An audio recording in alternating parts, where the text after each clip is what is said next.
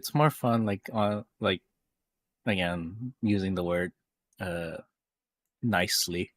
The tourists. Oh. I mean, like, I thought Robin only, like puts people to sleep or she cracks their balls. Is like, no, Oh yeah, she they literally kills them. they dead. Yeah, Like, they dead. besides Zoro, she's the No. one with like a big body Yeah, count. Literally. yeah, yeah. Oh, I hear me. Yep, Like, they dead. besides, They dead. like, they ain't breathing. Yep. Like literally, what a dude got shot in the face. Like, come on. Out in the face. A sword went through his throat, Mm-hmm. and then yeah, the whole neck breaking and stuff. I'm like, Neck snapping and yeah. I just wondered if they ever thought of her actually bending someone backwards because that's what she does. Oh yeah, especially Spandam right at the end. Yeah, of that saga. Oh my god, Yeah. fuck them up. And then somehow he lives. So, I'm just paralyzed from the neck down. It's like, yeah, temporarily, temporarily. it was a good what's it called, paid vacation. Yes, paid vacation. More like I call out sick. Or oh shit, no, what's it called for companies? Company compensation. That Yeah. stupid Oh stuff. yeah. Which I always say that to my boss. Like, Mm-hmm. I'll literally get hurt, quote unquote, get hurt in front of them. Like, money. Money. Wow. My toe got run over by the cart. Money. And they're like, don't you have a fucking like steel toe? I'm like, the steel toe cover shoes. I'm like, Yeah. You just see me like kick it off. Not anymore. No. It it it magically went off my foot. Yeah. Get back to work. I know.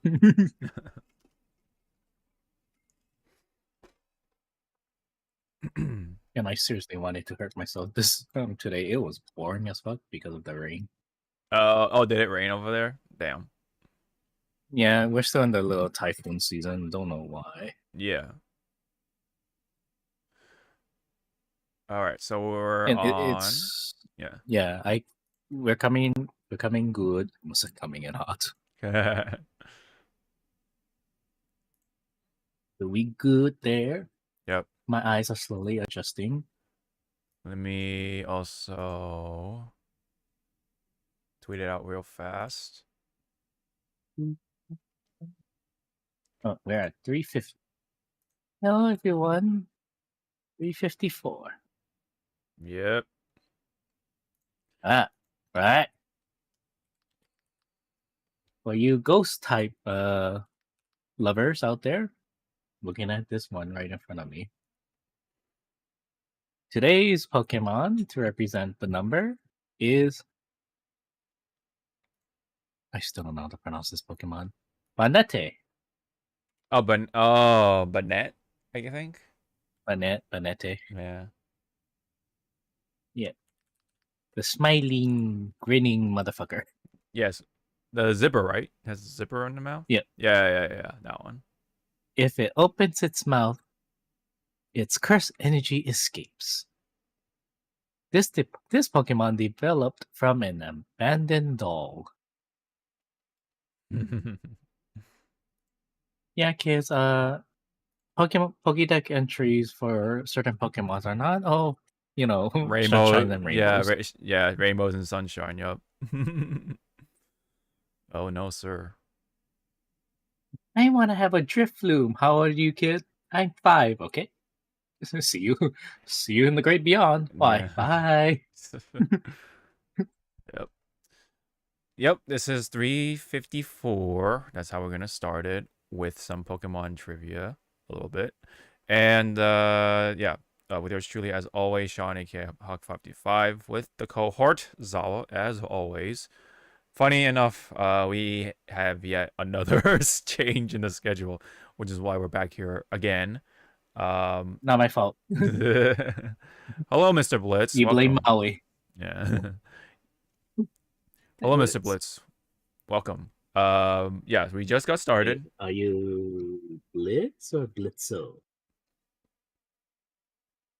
This is oh no, it's From Mr. Blitz. Oh, I talking about something else. yeah, Oh, okay. I'm trying to see what his icon is. I'm blind. Oh, it's really small. I don't like how the YouTube does it with the icons. It's okay. It's But too hello. tiny. Welcome. Yeah. I can't complain. If you're wondering, Mr. Blitz. How you doing, Zawa? I'm alright. Yep. Um, yeah, money's gonna be a little tight from now until my convention because I just found out that somehow my convention was able to get Flow to perform. What? That's sick. So if you want something from them, give me money Yeah. because I'm buying their whatever CDs they Wait, have. is Yes, Flo CDs are. is Flo the one that did something for Naruto? Yeah, they Yeah. did Fighting Dreamers. Yeah. It was like kind of like floating in my head. I'm like, wait a minute. I feel like I know this. I feel like I know this. Yeah, it's been a long time. That's cool. Yeah, they did Fighting Dreamers. For Code Geass, they did Colors. Yes. Yeah, I was about to say also. That's crazy, dude. Yeah, Now it's that crazy that they're still together yeah, after how many years? right. I mean, what was it? I think it was our second year KawaiCon. We got a Larkin seal, which that was a trip. Wow. Okay. Yeah, but yeah, if you want something from for of a Flow, give me money. Yeah. I know I'm gonna buy CDs from them and the light stick. Man, yeah, There's a light stick. oh yeah, those raving those yeah, like the glowing sticks. Yep. Hmm. And I'll probably throw in the extra 100 to get their signature on something. Yeah.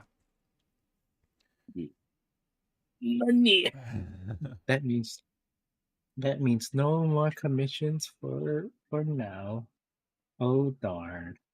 Is We're this a white hair? This is a fucking white hair. getting old, man. We're getting old. Okay, I am young. You are young. I know. We're just gonna age like We're all rapidly once we hit a certain number. right.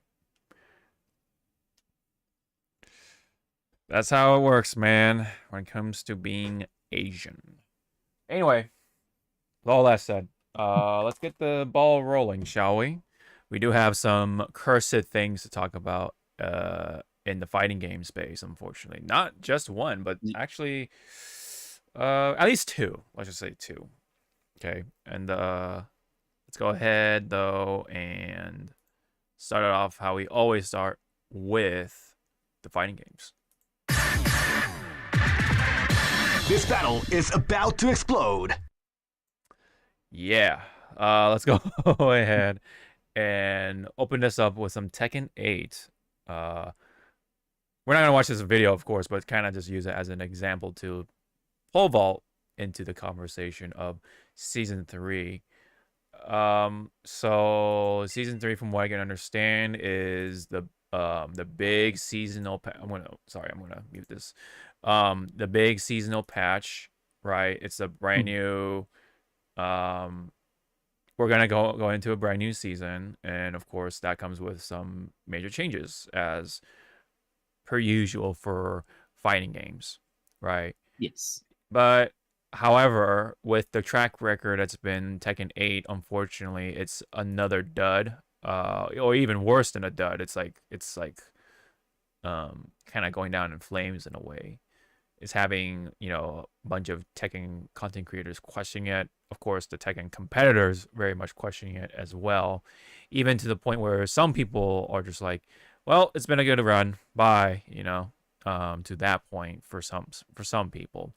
Not all of them, but it's understandable for them to think that to an extent because of the changes that the choices and decisions that they went ahead and made for season 3 as of now. They could always backtrack and change it up. It is possible, but it looks like this is going to be the direction going forward. I can't name all of them, of course, of what happened or whatever, but what from your perspective, Zawa, like from your understanding, what do you think happened in season 3, and how do you think people feel and such like that? So what I'm hearing and then watching like a little bit of Steve's little tournament he was having Mm-hmm. last night. Mm-hmm. Some characters got buffed and others got slapped, and then the whole system looks jarring right now. That's what I was reading through the chat and listening to Steve. Okay. Because in one of his matches he was going against Neon Zero's Jin. Mm-hmm. And I don't know if this was because of this patch or something, but now Jin is able to go from wall to wall, like carry you, Mm-hmm. like more easily, and I'm like, huh? Right. And again, Steve's playing fuck around, Yeah. fuck that man. And it's like I can see what Steve's doing because I have some understanding on that character's gameplay, but it was like, why are you missing some of these hits? Mm-hmm. If that makes sense. Right. I Yeah. think I think a lot of it is just very questionable buffs to certain characters and Yep. just changes that people weren't really asking, and especially the model, which was supposed to be back to the basics, right? Back to basics. That's like the right now the cursed phrase for amongst Tekken fans, because it really isn't. It just kind of makes things a little more weird or even complicating at that. But again, I know I haven't played Tekken in a while. Like I've only played season 1, like in the first month or whatever. So I can't offer too much. I'm just kind of regurgitating a number of people's like reactions and such, including just, at this point speculating from the oh, sorry, if what? you will. Sorry, you were cutting off. We're speculating from the sidelines, if you will. Yes, yeah. We can only offer so much from the sidelines, versus what the competitors are actually feeling and such. One thing I can tell you though, as someone who did play Jack, so I don't know if he has it here. I got a lot of info from Phi DX, but one specific thing I wanted to show, specifically for Jack, is that from this patch, he has some sort of like loop going. So first off, Jack received some sort of like headbutt move, which funny enough actually came from Gigas from Tekken 7. So that's that much more like really hindering Gigas' chances to ever come back again. But anyways, let me go ahead and show from Phi's perspective. Here we go. So you see Jack, right? He's doing the headbutt. And then he does that, right? Then, because of how much easier you can cancel his flex into another one, you can actually loop his stomp and keep doing that. And then you just kill him. See? And then this one, involves with a back throw. And because the elbow now has a I think the has a stronger counter hit characteristic. Let's see.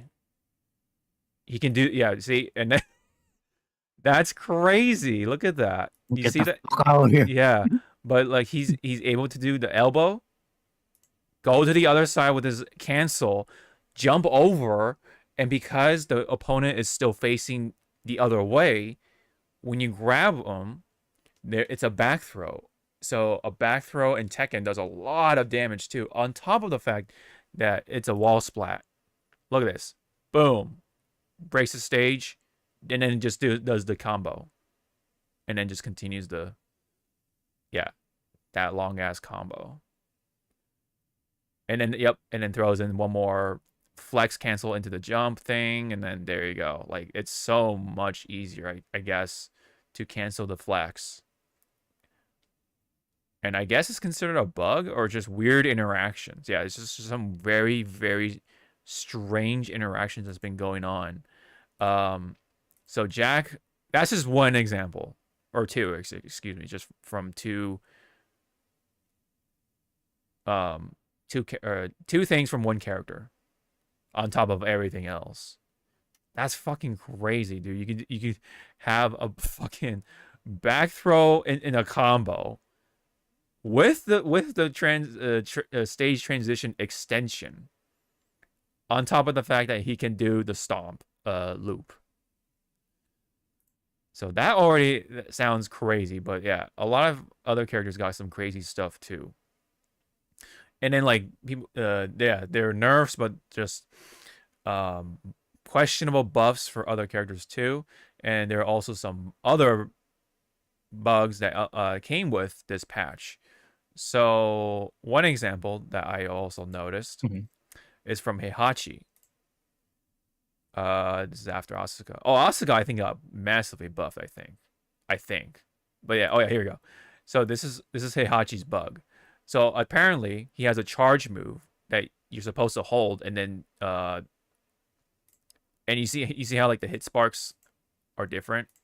So what's happening is that you're supposed to hold it, but because of the bug, you can actually just mash it, and that counts as charging. Because I think there's some sort of charge partitioning or something like that. I forget the term for it, but it carries over to the next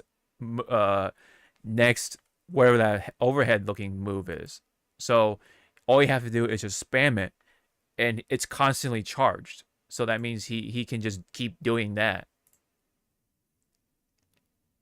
when it's supposed to be a charge move. But it's not really a charge move when you can just mash it and just constantly have the max charge hit over and over again.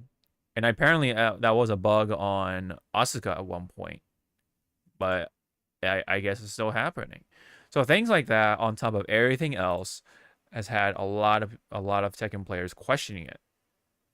On top of the fact that they haven't really addressed the problems from season 2, which I'm sure explain a lot of things in this little bit alone. So just very questionable things. On top of the bugs, on top of some things being easier, I heard that Leo got some very questionable buffs. Lars also got some buffs too, but he also, I think, got some weird nerfs or something like that. I don't know, but I think he also got some questionable buffs along with that too. Yeah. It's been very lopsided.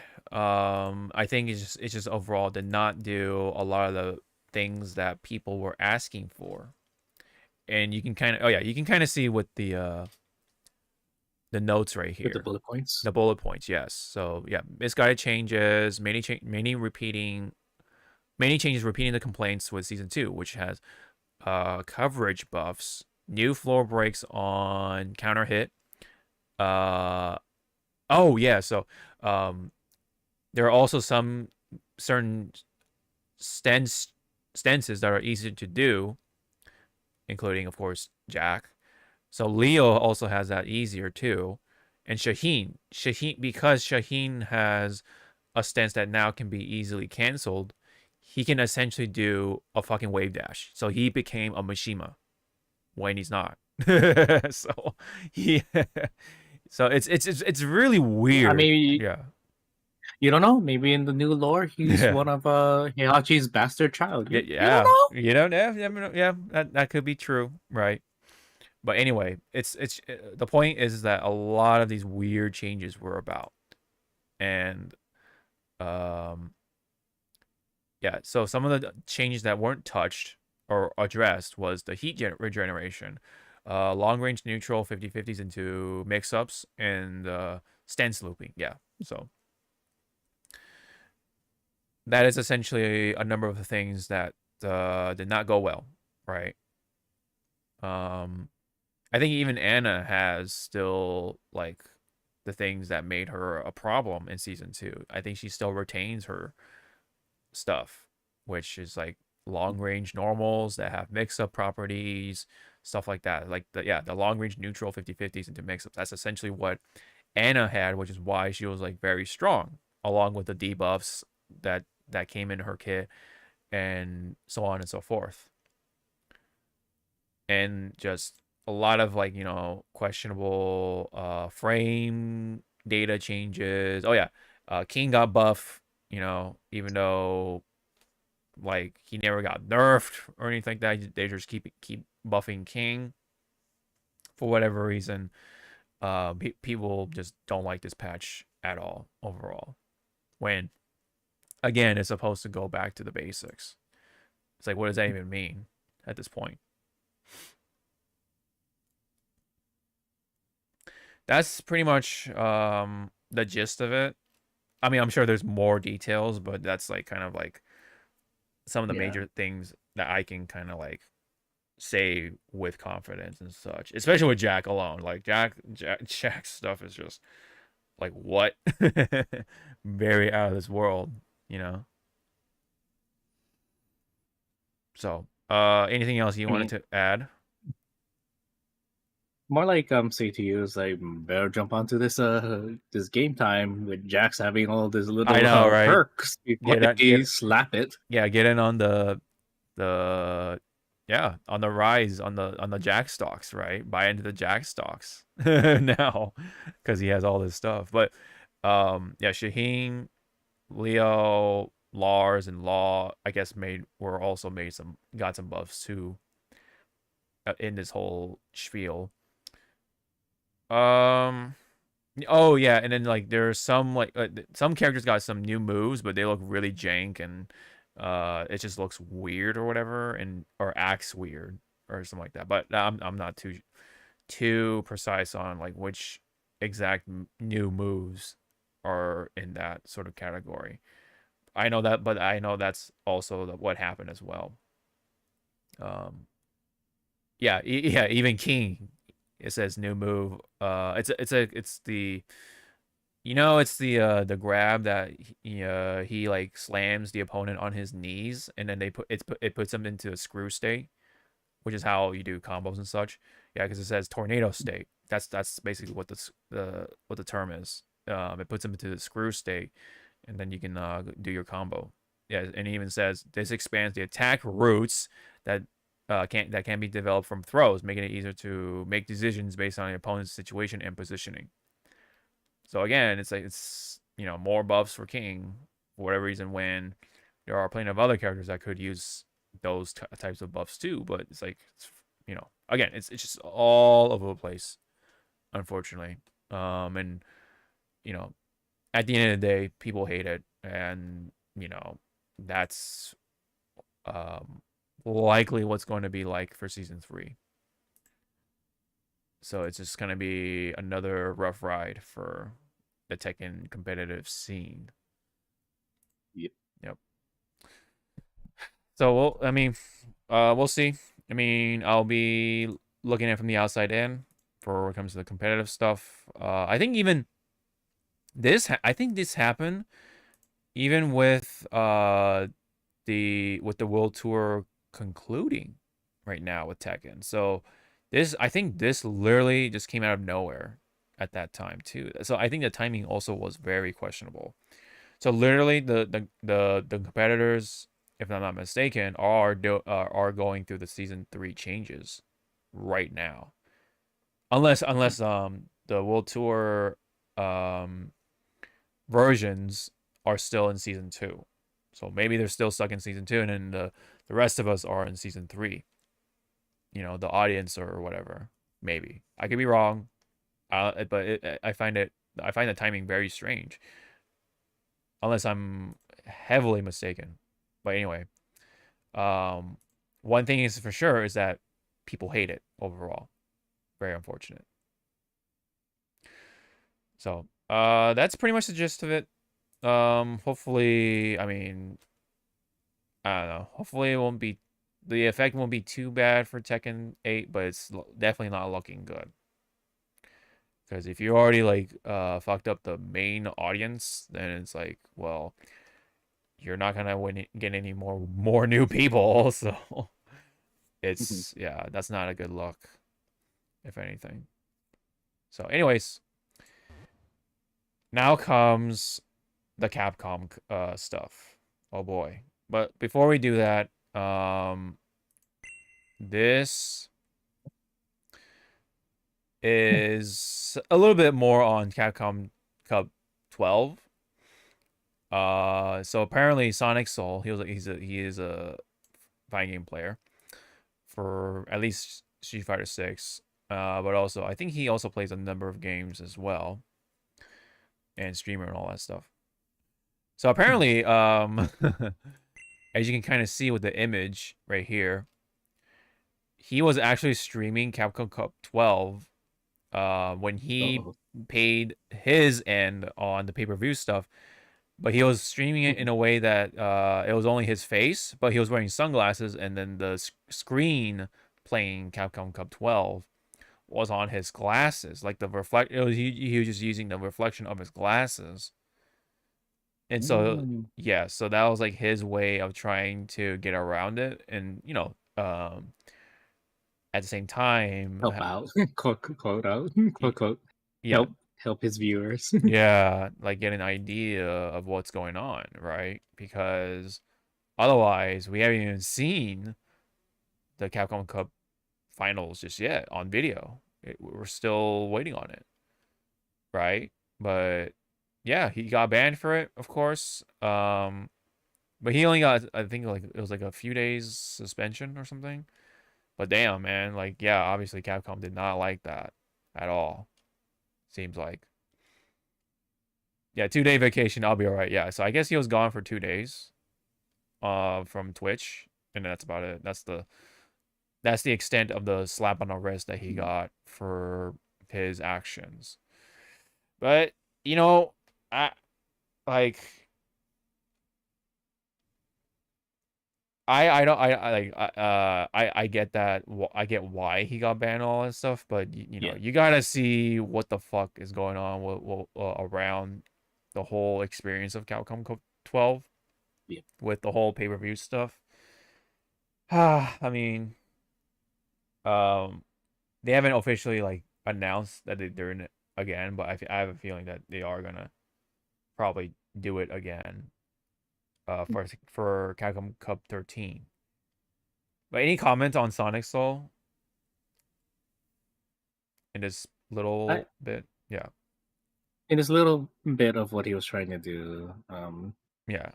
yeah, because again, not a lot of us are going to pay, money to watch something. When again, you could have watched it on, live at the fighting lobbies of Street Fighter 6, but even that, people were saying that it was laggy as hell. Yeah, it was not the greatest experience. Yeah. So, but with Mr. Soul here, like, I bet you he's not the only one that tried to get around with this. Oh yeah. And again, I highly suspect that somebody uploaded the entire, or in parts of the tournament on a certain website. Starts with P, ends with .com. Yeah. Right. and it's there, and then Mm-hmm. yeah. At this point, do I even care? Right. Yeah. Me Because personally, do I even care? Like what happened in that tournament? mm-hmm. Because It's yeah. again, the way Capcom's going around about this is like so secretive or exclusive, whatever word you want Mm-hmm. to use. It's like Yeah. okay, okay. Yep. That's the thing, right? Because by the time it does come online, no one's gonna care. Everyone's already gonna move on. We already know who won, and it's like, yeah, we got an idea. That's it. But then you'll have the people. But you need to see how they got there. Right. They Right. kicked this person's ass. The end. Right. Like, but it's not. It's definitely not the same because we all want to be there to Yep. see it on live, to share the energy, the hype, just to feel like you're kind of like you're witnessing history as it happened, kind of thing. Yeah. Like imagine Evo did this. Oh, yeah. And for the people that can't go to Evo, that relied on like Twitch, showing it, um, doesn't broadcast it till like 3 days after the fact. Mm-hmm. Right. Like Jesus, I would be pissed. Right. Even if it was a few days after, yeah, like not as many people are gonna care for it because it already happened. It's like who cares? It's old news, old news. You already know who won, and that's kind of all you need to know. But it would have been nice to be able to see how it happened uh as it did live. But Capcom is just seeing it very differently, and they're just kind of like focusing on Japan. They see the value for the pay-per-view stuff rather than hey, make a costume, sell it on the store, and have that be the funding for Capcom Cup, which that was how they did it back in the day. And for whatever reason, they're not even doing that. They're not even, in fact, doing a whole lot of skins in Street Fighter 6 as they did in Street Fighter 5 and other such games or whatever, which is crazy. It is crazy. It's such a weird. It's been a weird life cycle for Street Fighter 6, but I guess right now their vision is just like, hey, Japan is willing to do the pay-per-view, and that's a great turnout in their eyes or whatever, in our eyes. So why not just do that instead of trying to cater to the other masses when it probably costs more money or something. I don't know. Maybe to them it's just way too much effort or too much time to broadcast it to the rest of the world. Yeah. And missing out on the opportunity to make more money or something like that. And um yes, they did bring it down to $10 for the rest of us, but at one point it was going to be $40. That is crazy, right? Considering that buying the damn thing was already a pain in the ass from what I heard, but the buffering and stuff like that was also a problem when you even though you bought it. So again, I'm going to repeat this, but if you're going to do something, then you got to do it right. And even the pay-per-view stuff wasn't done right altogether. Of course, if you're living in Japan and you have access to that whatever stadium they're at, then yeah, they're willing to be a part of it, and that's how they're going to be able to see it with their own eyes and such. They get to witness it, but we don't, and that's just shitty. It really is kind of a shitty feeling, and Capcom is likely going to continue with it. So, unfortunately, we won't be able to consume that hype, right, when it comes to competitive Street Fighter and such. I guess we have Evo, but who knows what's going to happen with after the whole Saudi Arabia stuff, what they going to do with it, you know? like you said, Mm-hmm. maybe they'll do. It is possible for them to do pay-per-view because that's what they feel like doing. You know, because hey, if Capcom's doing it, why not us? Let's see how that works out. Right? They will try if they decided to do it. Now, is it going to be the same sort of turnout? I don't know. We'll see about that. People are not going to like it. That is the consistent thing. So, okay. That's it on that. That is the consequences of trying to be sort of like the what's the word for it? The good Samaritan, right? Being the Robin Hood of the situation by, you know, mirroring it to everybody else. So,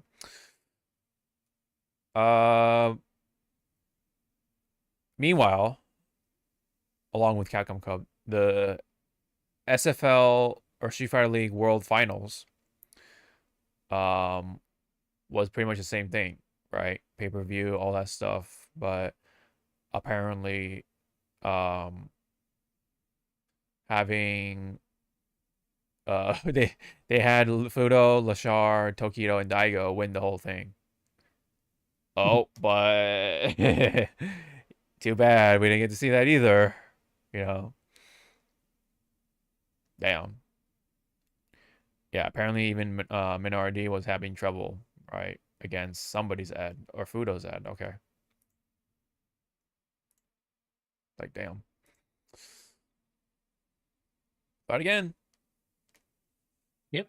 that's where is it? Where's our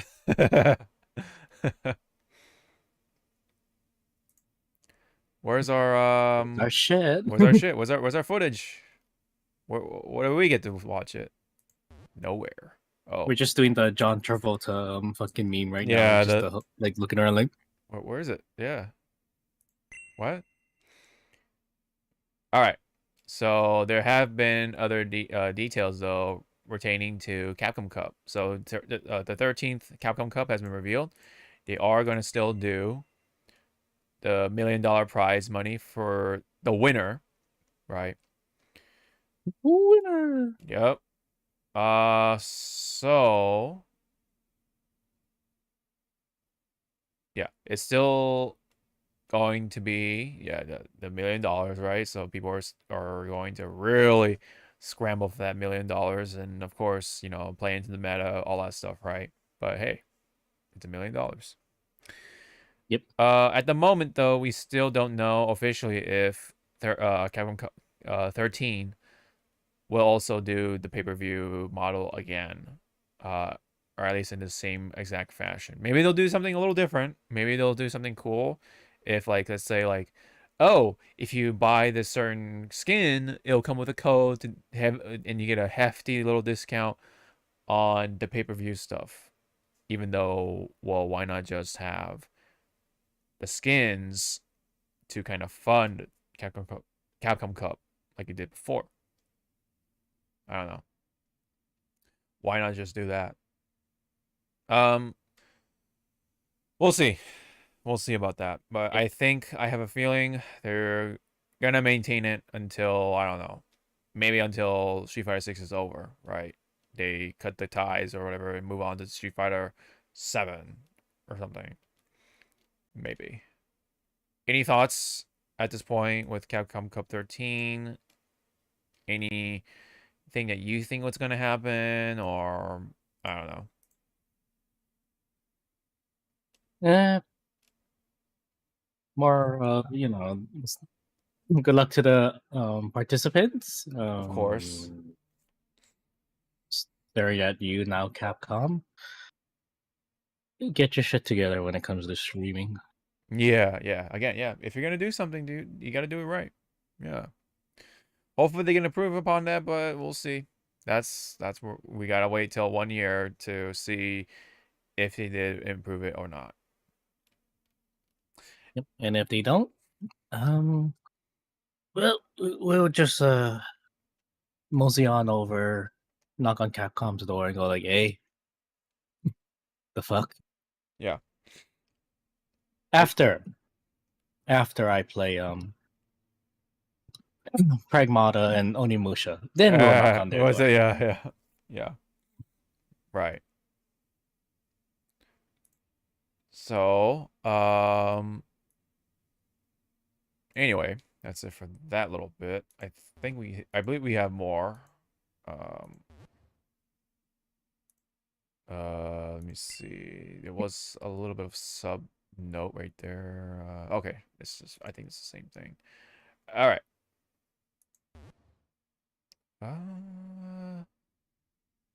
It's interesting. Okay. There was one little hitch on the road that has been solved, but we can talk about it. So this involved with Jam Project, right? So they performed the Yeah. theme for Alex. Go Alex, Hope is Born. That's the song that they performed for. There was a bit of an issue when it comes to YouTube content creation because apparently when you use a song, it set off the, what do you call it, the copyright claim thing. They were aware of it and they were trying to fix the situation. Yeah, they said they were working on the issue, blah, blah, blah. And then I think more recently, or most recently, rather, they were able to resolve it. So we've taken the steps to resolve it, and videos using the song will no longer be demonetized. We apologize for the inconvenience caused by this matter. So, small victory, right? Yeah. I think they At did. least, yeah. Go ahead. I was gonna say, at least they were quick. They were quick about it. Yes. Like they probably saw like the notification on their side saying, going like, so and so video flagged because of this, and this, because they'll be like, wait, what the fuck? Yeah. And that's what I like with some of these music companies, bands, who's like they know people will like their music, and so they want it to be accessible for everybody. But with the stupid AI driving force into YouTube, Mm-hmm. no doesn't no fact or from stuff. It's like what what happened to the human workers? Are they that Yeah. lazy on YouTube? Right. Yes. Yeah. I think they definitely gotta. They definitely gotta reconsider the AI stuff. Um, Especially when it comes to actually covering things that do matter on your channel, like the community strikes and such. Yep. And that can be scary because there's whatever reason, like the AI stuff can be like, oh, this video had such and such, so therefore it's considered bullying or whatever, like whatever it is they're claiming for, and then it places possibly a strike on the channel, and then two more times, and then you're fucked because AI thought, oh, even though it's like a huge error or whatever. I mean, it's annoying to say the least. It's actually, it can be life changing. Depending on how reliant you are on the channel to make you ends meet, or meet ends rather. But again, small victory. Nice of Jam Project to really get in there and resolve it quickly. So pretty nice, at least, that when it comes to Capcom and Street Fighter and such. Okay, let's get the big elephant out of the room, though. Speaking of Alex, right? I don't have a specific tweet to kind of start this conversation, but I'm gonna go ahead and open the can here. As some of you may know, right, Alex is out, and he's been rocking the scene. He's been having his little honeymoon phase, right? As well, a brand new DLC character. I've seen some stuff, pretty cool. What you can do with Alex, you can actually like really like check some characters, especially when it comes to players that love to drive rush and such. Like Alex can actually suppress some of that. Now, I think his only very apparent weakness is that he doesn't have a good wake up DP kind of thing going, just like a number of characters. So automatically, I think he's not going to be the strongest character, of course. But when it comes to just being a solid character, I think he has it. It's just those little things that really good characters have, is what kind of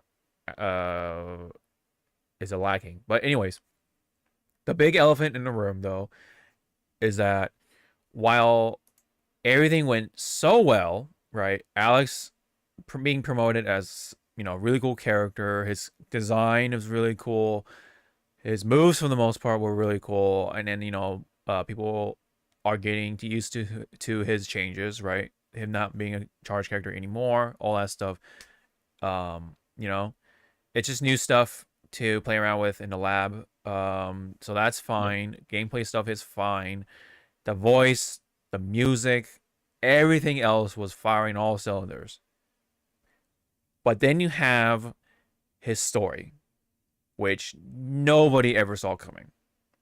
Nobody would ever thought that would be the one inherent problem, or whatever you want to say. No one would have thought that his story was like the worst thing about Alex. Alex apparently is now married to his cousin, who apparently is someone who has been with him in his whole life, right?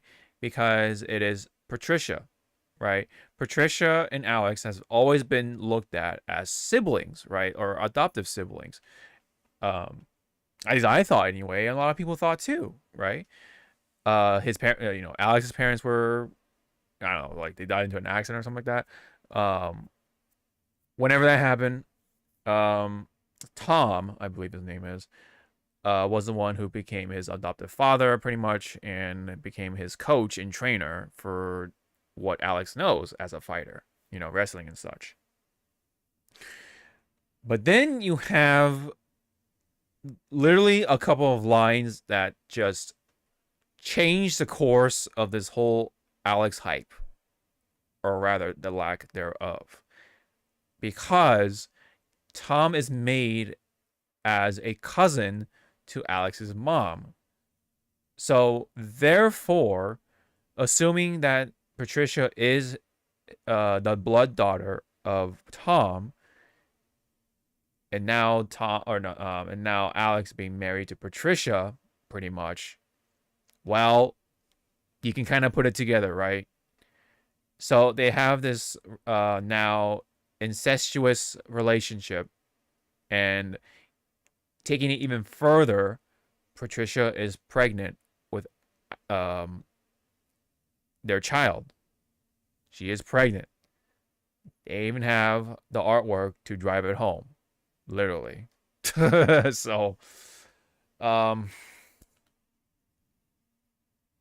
I wanted this to be a joke. I thought it was fake. I wanted to be fucking like a joke, but eventually I came to realize that was his arcade ending, and they even explained, I think, more, or provided more context during Alex's world tour segment. So, point being, I was just like, why? How did this happen? Like, somebody actually thought this is the story for Alex. This was like, all right, we're going with this in that writing room or whatever. They actually sat down and thought this is a story to go with. and they did it. That it is in the final product now, and it is forever like that's now forever poisoning the well of Alex.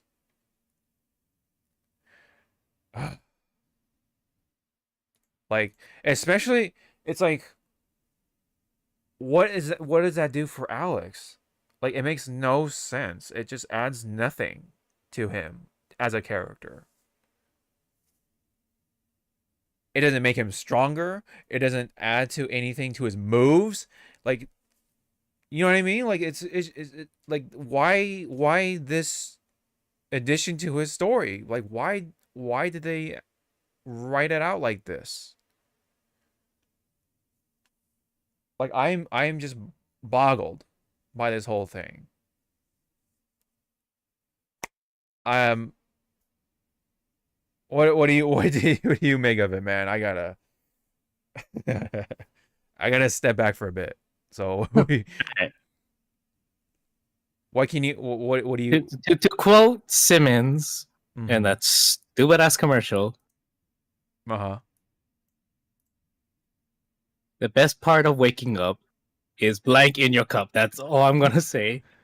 Oh, you're talking about that commercial? I saw that. Yeah. Yeah. And thank you, Max, for like playing that commercial again for the world to see. Yes. Fucking so uncomfortable. I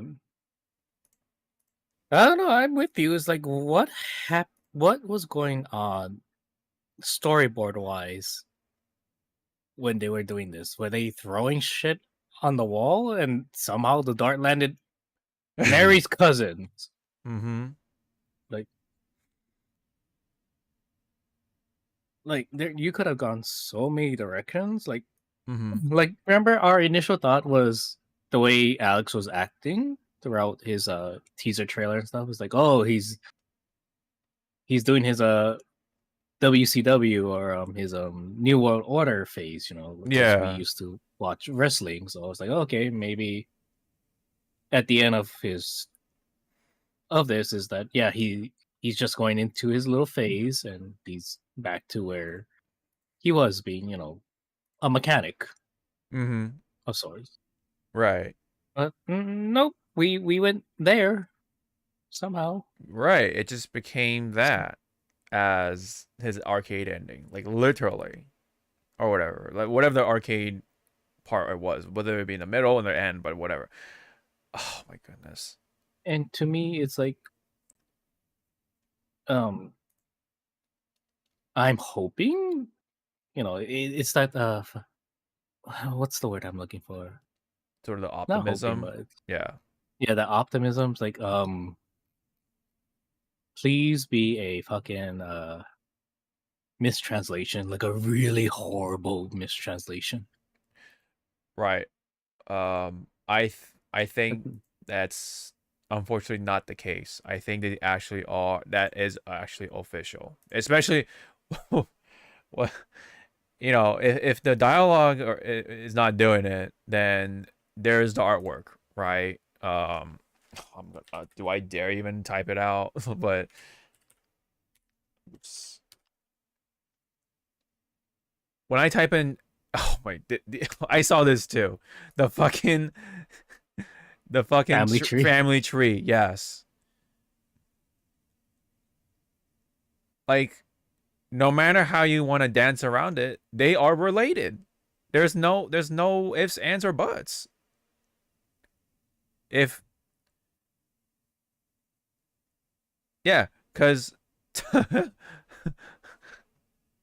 Tom's parents and I guess Alex's mom's parents are related, right? So therefore, all this stuff points to them being related.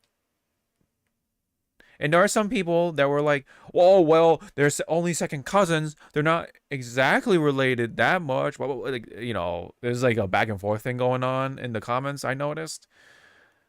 I mean, and there's like people like kind of chiming in on like, "Oh, but these types of marriages are actually not as uncommon as you think in other countries." Okay, great, but why is this here? Is what I'm trying to get at. Like, why has this become a part of Alex? Like I said before, and other people have said it, you know, including Matt McMuscles as well. What does this do for Alex? Right? What does this do? In the grand scheme of things, nothing. All it does is just makes him worse. It just poisons the well. That's all it does. Like, okay, he's married to his cousin. Okay, well, is that gonna fucking give him a power up or whatever? Like, ugh. Yeah. So that's been like the one thing that's been sticking out like a sore ass thumb.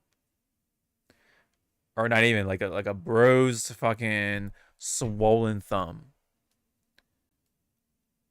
So now, and somebody in the comments put it. So now Alex is a fucking Fire Emblem character. Oh, like, oh no, oh no. Especially if you want to look into like Fire Emblem Fates, I think that's like what, just one example of, like, you know, cousins marrying each other, all that stuff. Okay, that's fantasy. That's like from long time ago, fantasy stuff. Okay, all right, I get it. I can kind of get People around. have morals and what's it called? Not standards, but you know, it's like no, we don't do that here unless you're at a certain state. That always gets, you know, it's mostly the punching bag for these type of jokes. Right. I mean, you know, if it's going to happen somewhere when it comes to these types of relationships, okay, throw that into fucking fantasy with medieval stuff, right? Fire Emblem, okay, fine, keep that over there, right? Well, but here for Alex, like, no, it doesn't do anything for him. He's not like royalty or whatever. Like, is it like this has little to do with that? You know, there's nothing like that going on with Alex. Like, okay, like, you know, again, Fire Emblem, I get it, because they do this whole like, oh well, we need the heir to the throne, so, you know, we need Gotta keep the bloodline gotta strong. gotta keep the bloodline, exactly, gotta keep the bloodline strong, all that stuff. Okay, fine, all right, that kind of makes sense. Whatever, you know. Do I like it? Not necessarily, unless they write it really, really, really well. Well, whatever, right? You know, what are the sort of obstacles that come with that, or whatever? What are the negatives that come with that? You know? Oh, but what about, you know, the light the light in this dark situation? Okay, fine, but point being, this does nothing for Alex. So why even include it in here? It just makes it awkward and even gross to an extent.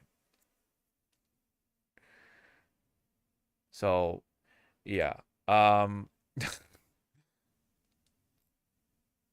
then, yeah, I saw someone with a gamer tag that's relating to this. It's fucking just, it drives it home. And then even this part too, I'm like, oh my god, it's now making this, and this is making it cursed. Because I think this is how Alex is introduced into World Tour. Yeah. This cutscene, I guess. Oh, yeah, right here too. So this is the artwork for, yup, you see one with her pregnant. And then, okay, this is fine. Is Abigail and Alex. I guess they're like dude bros when it comes to mechanic stuff. Okay, fine. All right. But this, okay, when I saw that, I'm like, okay, maybe he's gonna be an uncle or something. Okay, fine. You know, but, you know, because, you know, they're pretty much like adoptive siblings, right? Or, you know, whatever, siblings. If he wasn't gonna be an uncle, fine. You know, that's fine. All right. Maybe this picture was a little intimate, but whatever. If they were just being very close siblings, fine. But no, they are. This. Oh god, man! When I saw this too, I'm like, oh my god. why they actually drew this out. They actually had an artist draw this out and thought this is not awkward or this is just not weird or anything like that, dude. Because this is Alex when he was like what 5? I don't know, whatever. When he was young, and this is Patricia. That's Patricia.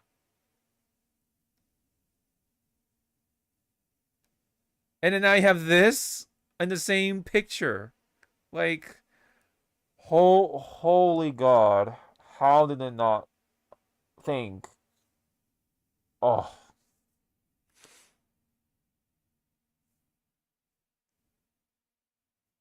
I don't know what goes on in when it comes to Japan like that. When it comes like okay, like I know a lot of these stories are kind of common for like not light novel stuff. Like I know like okay, Yep. one example, right? Um Sword Art Online. There is it's funny because this is all in season 1. The second half, right? Because a lot of people weren't happy with the second half of season 1 because that's when um Sword Art Online kind of fell off, right? That whole bit. Anyway, yes. That was the time when Kirito, the main character, was playing the same game as his cousin. But his cousin wasn't aware that the person she was hanging out with in the game that they were playing was her cousin, right? Kirito, right? And then she started to have feelings, for this person. And then when she found out, it's like, oh shit, I guess I'm in love with my cousin.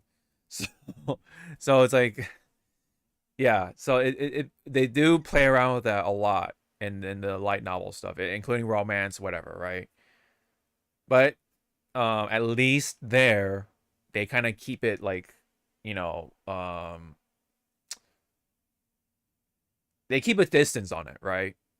It's like, yeah, okay, on top of the fact that even though they're cousins, she looks at him like a brother. But yeah. But at least Kirito has standards. He's like, no, right? Like, puts a wall on it. No.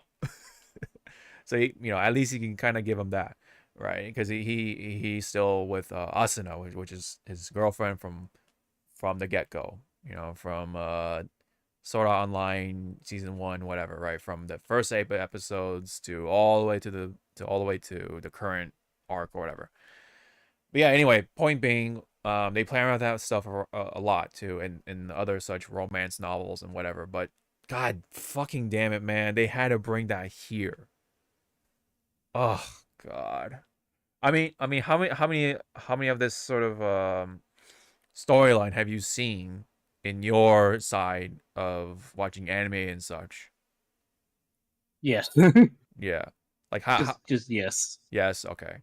I mean, let me ask you this I mean, then. it's Oh, like go ahead. okay. Besides anime, I love my visual novels and I love my web comics by certain artists. They do tend to go into that realm, Yeah, but it's brief, yeah. more like a fling. Was it necessary? Not really. Mm-hmm. Like there is this web comic that I like the story. It's just the first few chapters were like, okay, we're going there, but at least the character is aware of it that this is wrong, and this is more like them venting out their frustration, Mm-hmm. and then they finally get together with the one they truly love. But still, it's like, Mm-hmm. I guess, I guess it hits home to certain people in the world. Yeah. You know, Isn't this a thing in Game of Thrones? yeah, because it's so on point of like how aunts marrying their nephews and Yeah, right. brother and sister, blah, blah. Mm-hmm. But even the characters in the world of Game of Thrones or Westeros Uh-huh. knows it's fucking bad, Mm-hmm. but Taboo. because of Yeah. like taboo, but because some traditions are still like part of the old ways, there are some Yes. people that still what's it called, practice the old ways versus the ones that are practicing the like, this is how you should be living your life, you shouldn't be doing that. Mm-hmm. But back to Mr. Alex. Yes. I don't know how the fuck they're gonna recon this, but good fucking luck. I know. Like, I mean, even if they do, it's like the meme is still gonna be around for like a longer while, just because people Yeah. like being assholes. But yeah, ugh, God, like, I don't know at this point. I don't know how to feel at this point right now. Like I saw a tweet. I guess someone changed their IGN in Street Fighter to be I think it was Uncle Fucker 69. I'm like, oh my fuck. Oh, okay. Yeah, because I Or something like cousin lover or um something. yeah, cousin lover, cousin fucker. Yeah. And I'm like, Jesus. It's like you're asking for a ban at this point. I know. And it's not really like a tee haha moment. It's like you have some issues. Mhm. Let me see what's on your hard drive. Yeah, see, like people like this guy, I'm not gonna say his name, but guys, Alex and Patricia are not blood related, right? But we The literally, ban? yeah, like literally we went over the family tree. Like, yes, they are related. Like, I don't know what you're talking about. I'm just more concerned of the 938 likes and the 210 bookmarks. Yeah.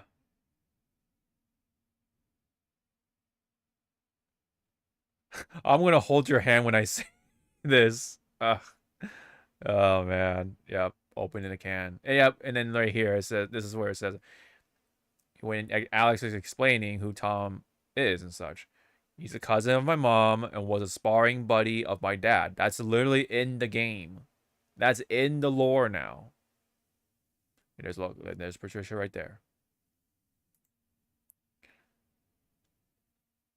Cousin of my mom, right?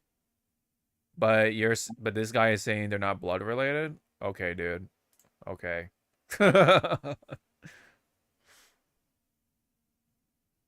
I think he was just trying to like deny the fact of like this is actually kind of incestuous. Like, to me, it's pretty much, I would go to this guy's like, just because you couldn't get with your cousin or your auntie or whatever doesn't mean that you get to fucking like say like, yeah, this lore is me, you know. And maybe in some countries, right? Like you're kind of saying, um, Yeah. when it comes to second cousins, it's not as bad or something. Maybe that's what they're saying because this guy is from Brazilian or is from Brazil. Judging, well, yeah, obviously with the flag and everything, and like, yeah, and notice that people from other countries, they're actually trying to make light of it, right? Because one says, I think it's a Yankee thing. They think that a second cousin, even if they don't share a single drop of blood, is already incest. They're very conservative, even though progressives turn their progressivism into conservatism, I think it would be very difficult for us to understand it. And Yeah. Ugh, okay. I'm no.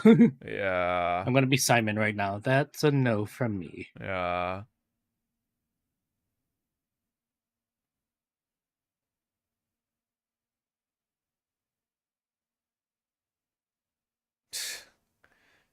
Like even the Lannisters would say from Game of Thrones would say, "Oh, that's a little too much."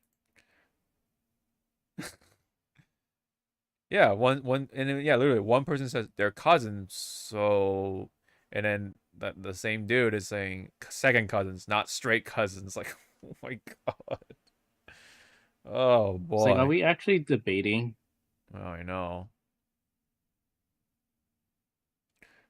Yeah, and then one dude is saying you talk about second cousins like they're fourth or distant cousins. Second cousins still share a good amount of blood relation. Like, oh my goodness.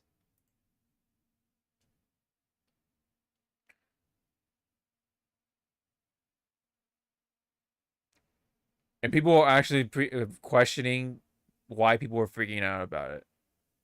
Like, Jesus Christ, man. I guess it really is a world perspective kind of thing, you know? Like culture, I mean, yeah, cultures be different, yes, but still.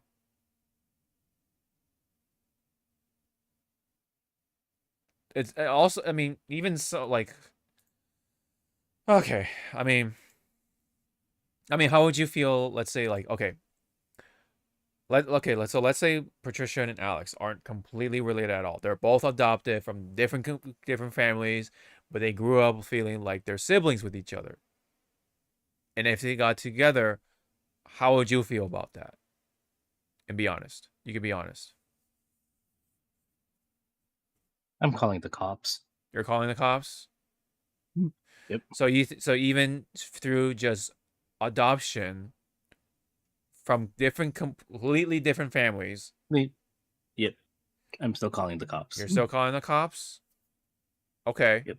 Okay. So even if they're completely not blood related, but Yep. if they grew up together as adopted siblings, okay. Okay. Yep. Yeah, cuz I don't know. Yeah, yeah. Um even so that's very questionable still, like having Alex and Patricia being like together like that, even if they're not um, you know, blood related. Like, okay, that happens quite a bit too. I think in Tales of games, but then again, it's that's another fantasy game, whatever, right? Like that Mhm. stuff. Like yeah, they're not blood related. Um, one looks at their sibling as siblings, but the other looks at the other sibling as like, oh, I have feelings for them, that kind of thing. That's what Yep. kind of happens. Well, at least in one Tales of game, I noticed. But yeah, no, the definitely the fact that they are blood related really drives it home. Like, oh my fucking god.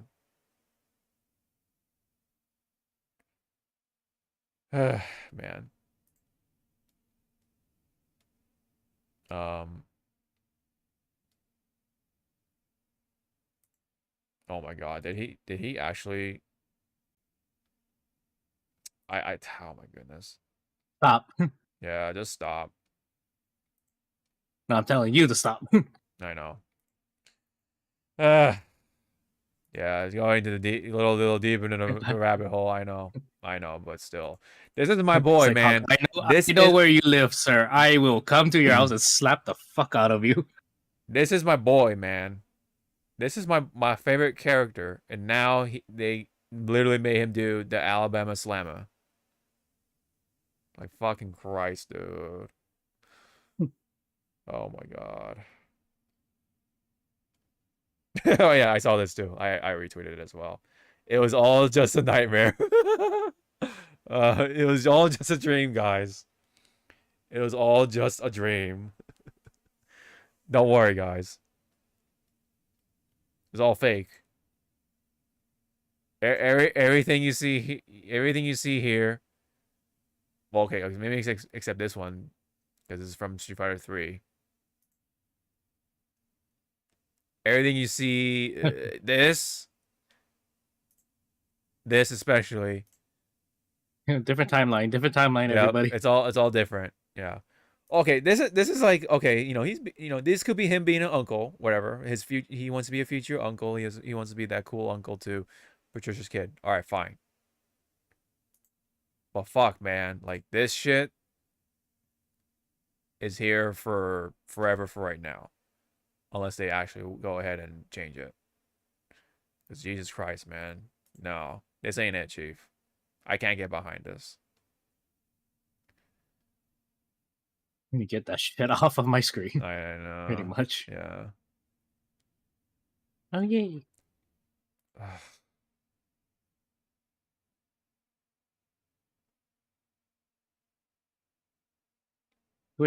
To which again, everybody who really do love Alex, I am so sorry Right. that this shit is now cursed, tainted. Dude, it's so cursed. Like, why, man? To which again, I don't know what Capcom was thinking, and as I said before we started the podcast, I'm afraid of fucking Ingrid. Mm-hmm. Right. Yeah. And yes, everyone. Hard to imagine that Zawa, me, liking a very obscure motherfucker named like Ingrid, who's only appeared in what two games on a technicality, Right. Alpha and fucking what was it called? Fighting Evolution, I think it was. Yeah, Fighting Evolution. Yes. I still have that game in good condition, PS2. I still have the instruction booklet, the original case it came with, and the little sticker from GameStop that was selling it for $24.99. Oh, I wish I. Yep. Fuck this. I mean, yeah, I hope for the sake of everybody else that this does not continue with more of these characters, man. They just, I don't know what happened because who were the other two characters? It was Sagat and Crimson, right? Nothing wrong with them, Yeah. right? But then just Nope, nothing. Yeah, but then you have Alex. Out of it, this is not even left field. Like a fucking tornado just I know. mows on by. Yeah. Like, what happened, dude? And see, no one's really asking this question.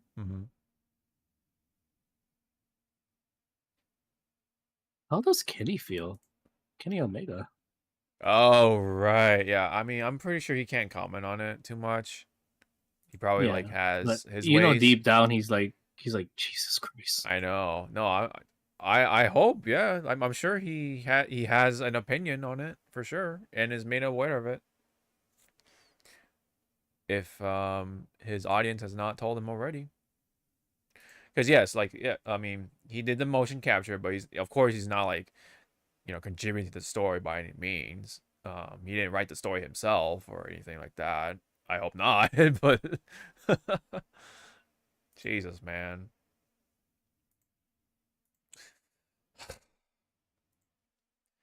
I mean, there are some certain cultures that, I guess bat an eye on it, but that don't mean I don't gotta like it, man. I don't. It feels cursed. I like like this image right here. I hope it's just a nightmare, man. Because otherwise, like, when I see this shit, it's cool. Like, fuck, man. And yes, I'm not. I haven't played. Yeah, it's like the whole like this gameplay. It's fucking awesome. Yes. What the fuck is this? I know. When you look at them. Story, yeah. They almost hit it out of the park like tenfold, but they just dropped the biggest ball with that story, man. It's like the meme, that I always from Rogue One. You're Yes. at the cusp of greatness. Mm-hmm. Absolutely, dude. They had it. They had the home run. Or grand slam. But the one thing they fucked up, his story, dude. Like, I guess I'd rather see, I don't know, his frame data being fucked up or whatever. I guess, but fuck, dude, the story, man, that's gonna like burn into people's retinas forever, and the memory. There was so much marketing around this guy, this character, Kenny Omega, the fucking song from Jam Project, and he had another theme, like Jesus Christ. They put so much heart into this guy, but maybe they put too much heart into it. I guess I don't know. Too much love, is that the culprit? He's gonna get so much love that even if he loves his sister, oh god, people are gonna bat an eye on it. Maybe that's what happened. We hit it out of the park so much that even yeah, go home, be a family man. Wait. God damn it. Wait. Oh my goodness.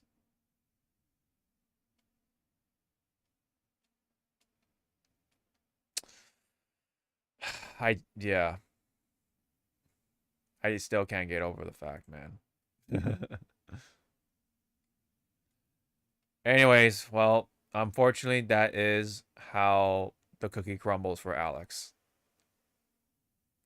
I mean, yeah, I hope to see a retcon or a fix to his story. If there's a patch that Alex needs, it's his story.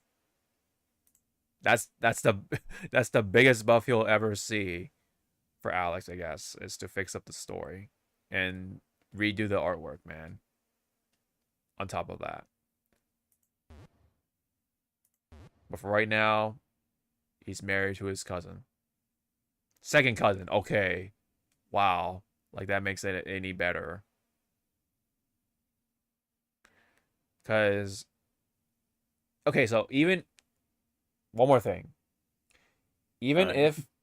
even if somehow being second cousins makes them not related, it's just the fact that they grew up like brothers and sisters, you know? Oh my fucking god. Is it technically not incestuous? Sure, but like, I like what would you call it? Like moral wise, or whatever? Because legally, okay, sure, or whatever, because they're not blood related, and they can have a baby and all that stuff. Sure, because blood relation not to be had, but moral wise, I guess it just be no, right? Moral wise is like, thank you. Right. No, no thanks. I want to keep my sanity. Mm-hmm. If But I not, wanted to lose my sanity, I would be playing Bloodborne right now. yeah. But even they drove it all the way to the other side, and that's like the worst side that could ever have happened to a character like Alex. Oh my god! Like why my boy like that? Ugh. Okay, so after all that, um, even some potentially bad news for Capcom. On top of that. So, a Saudi Arabian investment firm that owns SNK has acquired a significant stake in Capcom, according to Automaton, anyway. Oh boy. Oh boy. This could be a foreshadow for something else, too. That's not going to be in our favor.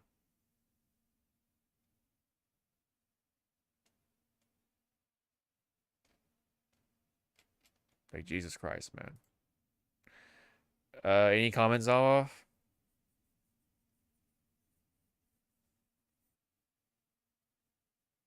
Anything you got? More of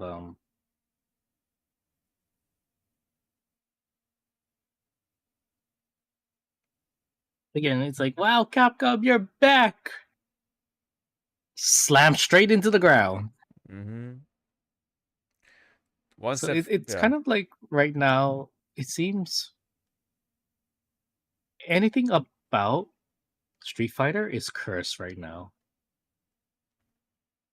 Yes. So I don't know if it's like a monkey paw or knock on wood. Because I played the demo for Pragmata. Oh, did you? Fucking fun. Uh-huh. I just need to get have faster reactions to the puzzle thing, and but that will come come naturally when you play more. Yeah. Right. Again, I forgot about Onimusha coming out this year as well, so I'm like, holy shit. Yeah. Can't wait for Onimusha. So what I'm getting at is like maybe it's a blessing in disguise that Street Fighter is getting all this The curse. Yeah. curse while the other games, new IPs and old IPs are getting, their time in the sun to shine. So Yeah. it's like thank you, but damn, I'm so sorry. Mm-hmm. Yeah. I guess it's not a good time to be a Street Fighter fan right now. I mean, especially with the future that could potentially hold, Especially if you're like more on the competitive side as well. I mean, oh my god, I just thought of something too. Sorry, I'm going back on the Alex thing. If anyone dares to cosplay him, oh my goodness, like I hope they don't get fucking name called as like cousin whatever, cousin lover or whatever. Damn, dude. The Alex stock just shot down so fast in a matter of like days. Yep. When everything looked like it was going up too. God, man, he had so much going. And somebody thought, "Oh, let's make this a story. Patricia and Alex. Let's make it a thing." I mean, I guess somebody over there really liked Alex and Patricia being shipped together, so somehow they made it happen. I mean, I don't know who like fucking gave it the final stamp of approval, but fuck, man. Oh my goodness. And now you have fucking more curse potential for Street Fighter, man. Hopefully, Evo and Capcom Cup and what was it, EWC or whatever. Ugh. For Street Fighter, don't get any worse. Because holy god. Because now that he said that, What's up? I said, see, kids, now that he said that, I hope it doesn't get any worse. Uh-huh. Oh, right. It's just Yeah. this is just the calm before the storm. I know. I'm gonna get hit by a fucking like. I'm gonna get hit by a tsunami or some shit. Yeah. The monkey paw continues to fucking move, man. Ugh. Oh, well, I mean, meanwhile, speaking of Saudi Arabia, I mean, there's a game that's been funded by Saudi Arabia, though. But hey, at least Sound Like Blue Mary is coming up for City of the Wolves. So let's go ahead and play the video.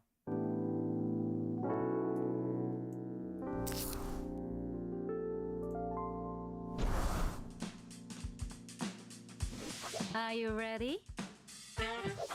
No, I'm not. No, Ready. I'm not.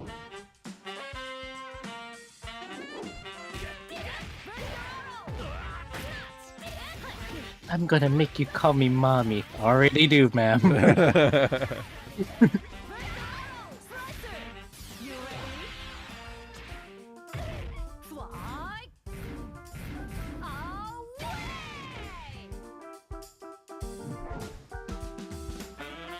Yeah, I like that. her grab was a good the way it started up. You Yeah. felt it. Yeah, you yeah, felt yeah. it building up.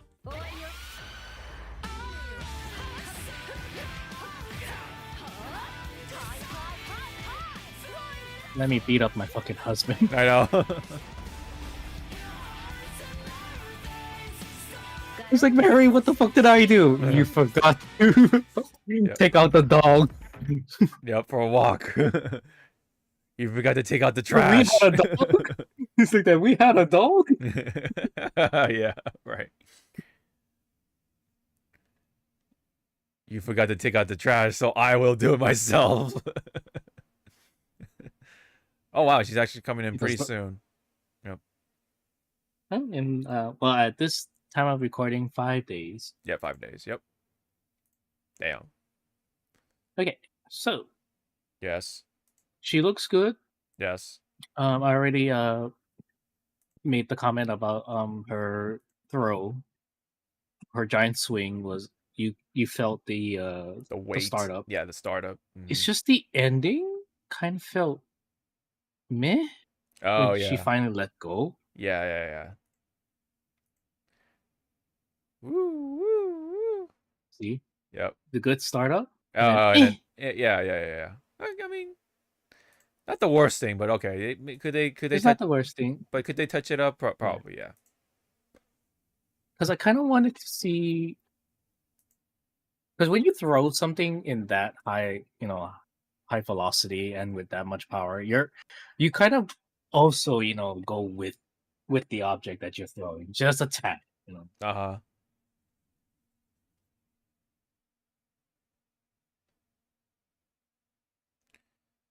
And then yeah, you had the super, which I mean I don't have too much to say, but when it comes to Mary altogether, like yeah, she looks cool. She looks for the most part looks cool fighting. So pretty nice job, all things considered, with Blue Mary, and it is nice to see Blue Mary actually, make it in there after a certain amount of time passed. And if you notice with these trailers now, remember like the old trailers when they were introducing the characters, it will have that random like stop for a few Yes. seconds, then it goes into the super. Now it just flows. It flows better, but still a little sudden. Like it still has that. Because yeah, it's the RPG stuff. Yeah. Yeah, now it's just more brief. Yeah, it's faster. It is faster, Yeah. yes. But again, the theme just throws it off for me. Oh yeah, the theme, yeah. I mean, I think really It's a nice theme. Hmm? It's a Oh. nice theme, but again, Yeah. it just throws it off. They said this is a nice frame. I'm like, oh yeah, because she's like she's giving a purple Nerpro to to Terry. Yeah. But I was gonna say, like, I think a really simple change they could do is just have her do a combo and then go into the level 3 or ultimate, whatever you want to call it. And then yeah, and then pop in the theme or whatever. Instead of just okay, level 3. And and then the theme and then do the thing and yeah. I think that might if I was editing this, that's what I would do. Just as a fix. But whatever. I mean, at least the character herself should be fine. And hopefully they don't fuck up her story somehow. Like, oh, she's not falling in love with Terry. Yeah, she's no longer married to Terry. Yeah. She's in love with Mai. Yeah. Damn. And I think the internet will be like, brilliant. Yeah, and I support. Yeah. So, but that also means Terry got cucked out and Andy. And yeah. Terry got cucked. Andy got cucked. And it's okay. At the end of their of them, going out on a date, Terry and Andy just look at each other and go like, "Fuck it." But they're brothers, though. Fuck it. What? No. No, we just like strong. no, we just got over fucking Alex. Well, not even got over. We went over Alex. Now I'm fucking We didn't go over Alex. We tried to run him over. right. Yeah, exactly. Yeah, that's true. The Bogarts, man. We tried to run over Alex, then reverse run over, and then run over again. Run over again. Yeah. Check on Alex if he got hit. Oh nope. Let's do it again. Bam. Is he still? Check the rear view camera. Is he still breathing? Yeah, he is. Okay. Yep.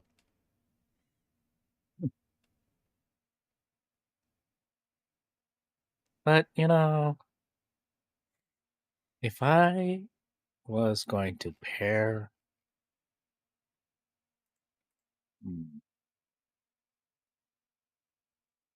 Harry and Leona, if I was going to ship Leona, huh?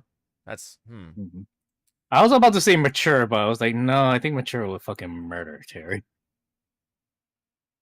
I feel like it would be better with Terry and who else is also from Fatal Fury? A little tough, but whatever. I don't know. What's her name? Chizaru?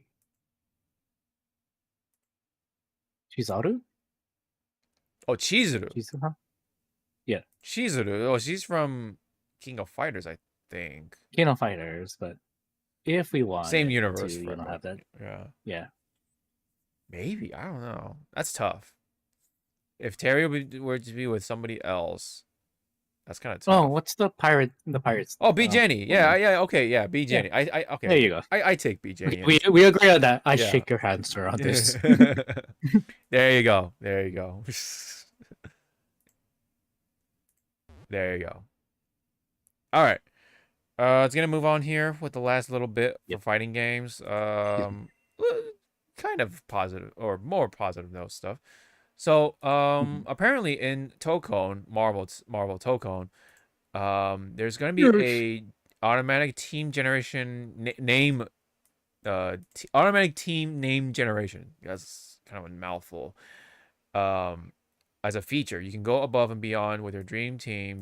This feature will create a team name based on your selection of characters, which will be shown on the screen and also be announced by the ring announcer. Oh, that's cool. They actually have like voiced names for the teams. That's kind of cool.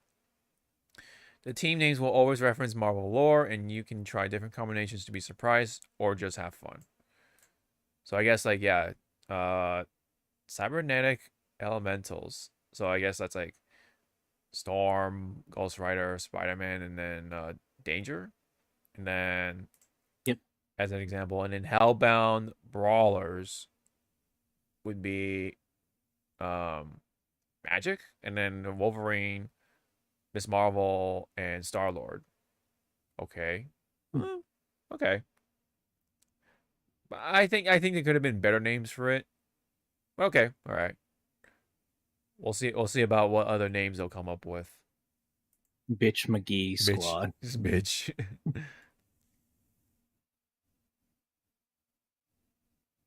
Oh, so this is actually a thing in Marvel Ultimate Alliance. Oh, okay. That's kind of cool. Martial artists. Air Force. Oh, okay, that's kind of cool. Oh, I don't know what happened there.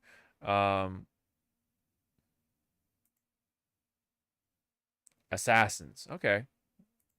Assassin. Assassins. Yeah, that's kind of cool. I mean, any comment on the name generation thingy? Well, because it also shows, I think it's in that tweet, it shows like what's the requirements, right? Like everyone, I believe it's like everyone unlock in full bar. That was the requirement, and it's only used once per fight. Oh, that's how. Okay. That's how you use it. Oh. I'm not. I saw. I saw it in a tweet. Like, okay.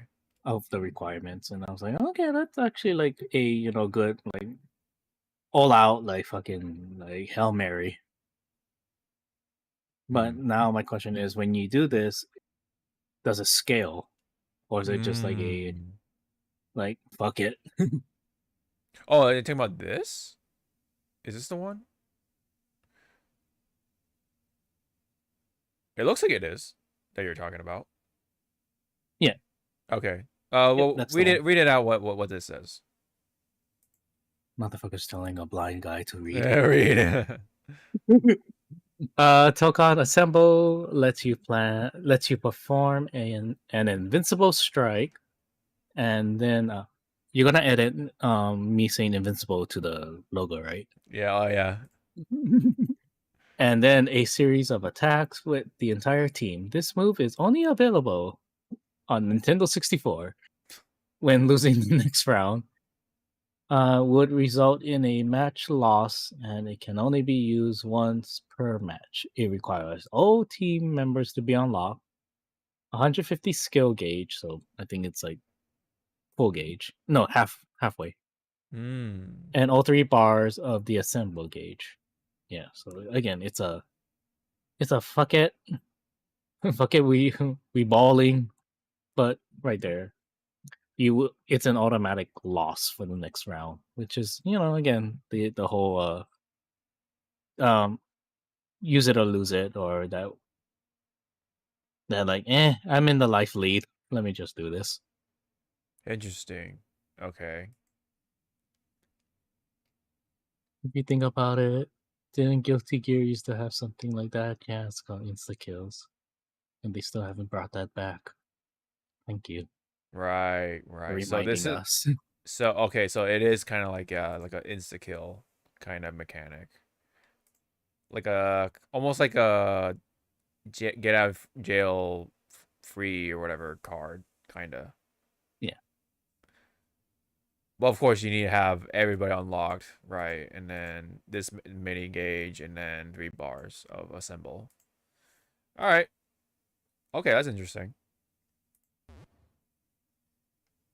All right. Let's go into the front line after all of that from fighting game stuff. Let's go ahead and hit this.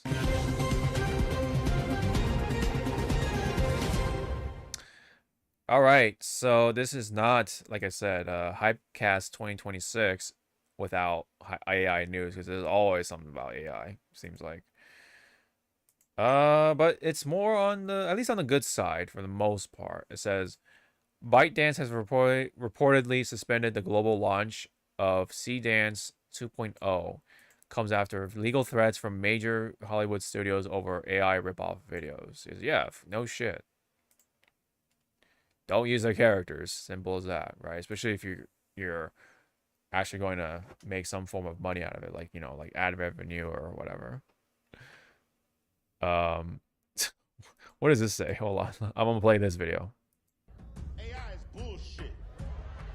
Fuck AI. Fuck AI. All right. Okay. All right. I approve. I approve. Kind of comes off of it as like your uncle trying to be cool kind of vibes, but all right. Yeah, but all right. Gets the message across. Any comment for this?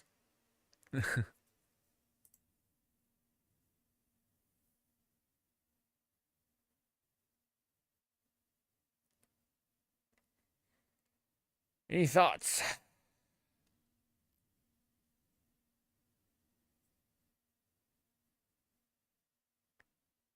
Wait, hold on. Let me ask you this. Have you ever used Sundance or not Sundance? Sea Dance. I don't even know what the fuck that is. You don't know what Sea Dance is? Okay. Okay. It's like good. It's like good. You don't know. Yeah. I mean, yeah, no, that's totally fine. You sweet summer child. Good job. Yeah. It is one of the popular ones right now, especially with Japanese users, unfortunately. And okay, like in some frames it is convincing, but when you see it all moving, it's very weird for the most Telling. part. Yeah, it's just so weird. Like stiff and all that stuff. But when you stop, when you do stop, yes, like it does look like, oh, it's Darth Vader, oh, Thanos, or oh, fucking Ultraman fighting this motherfucker or whatever. But at the end of the day, AI just rips off what already exists. It does not create what's actually new or whatever. And I don't want to get into the argument about, that's what people do and it's all that stuff. Whatever. Fuck AI. Yep. As Ice would put it. Ice Cube, I mean. And yeah, that's good. Like, that's how it's supposed to be, right? From those major studios. I'm glad they're putting a foot down for it. Because especially when you're dealing with someone like good old Disney, of course you don't want to fuck with them because you don't want I mean, it's probably not even a mouse. You're probably going to deal with somebody else from Disney to, cough up the cash and all that. So anyways, that's all dandy. Meanwhile, we do have the other cursed thing of the week, which was DLSS 5, which has been kind of going back and forth, like, oh, this is Gen AI, this is not Gen AI, this is this and that, and even the CEO or whatever was chiming in on it and all that fun stuff. But yeah, you can tell like what it kind of does to the game. It just ugh. I'm gonna show you like my response that I saw, Uh-huh. or I'm borrowing a response. Do not play it. You will watch it somewhere else Okay. about this whole like thing that Nvidia is trying to push towards. It's like, no, get that shit out of our faces. Oh, but it's okay. You don't have to use it. It's a toggle. Okay, then I'm keeping that shit off. All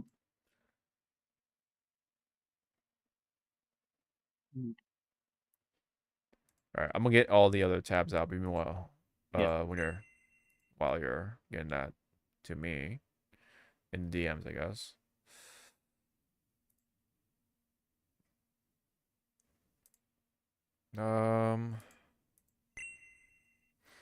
Yeah, unfortunately, Resident Evil is kind of like the face of this fucking the examples. Catastrophe. Yeah. Okay. I'm I gonna sent it to you. You can watch it on another Oh, screen. okay, right, okay. I see where this is going. Okay. That's me trying to look at the director of this, trying to push it, and it's like, no, it enhances. It's like, no, it looks fucking ugly. Yep. Unfortunately, Digital Foundry was one of like the supporters for this shit.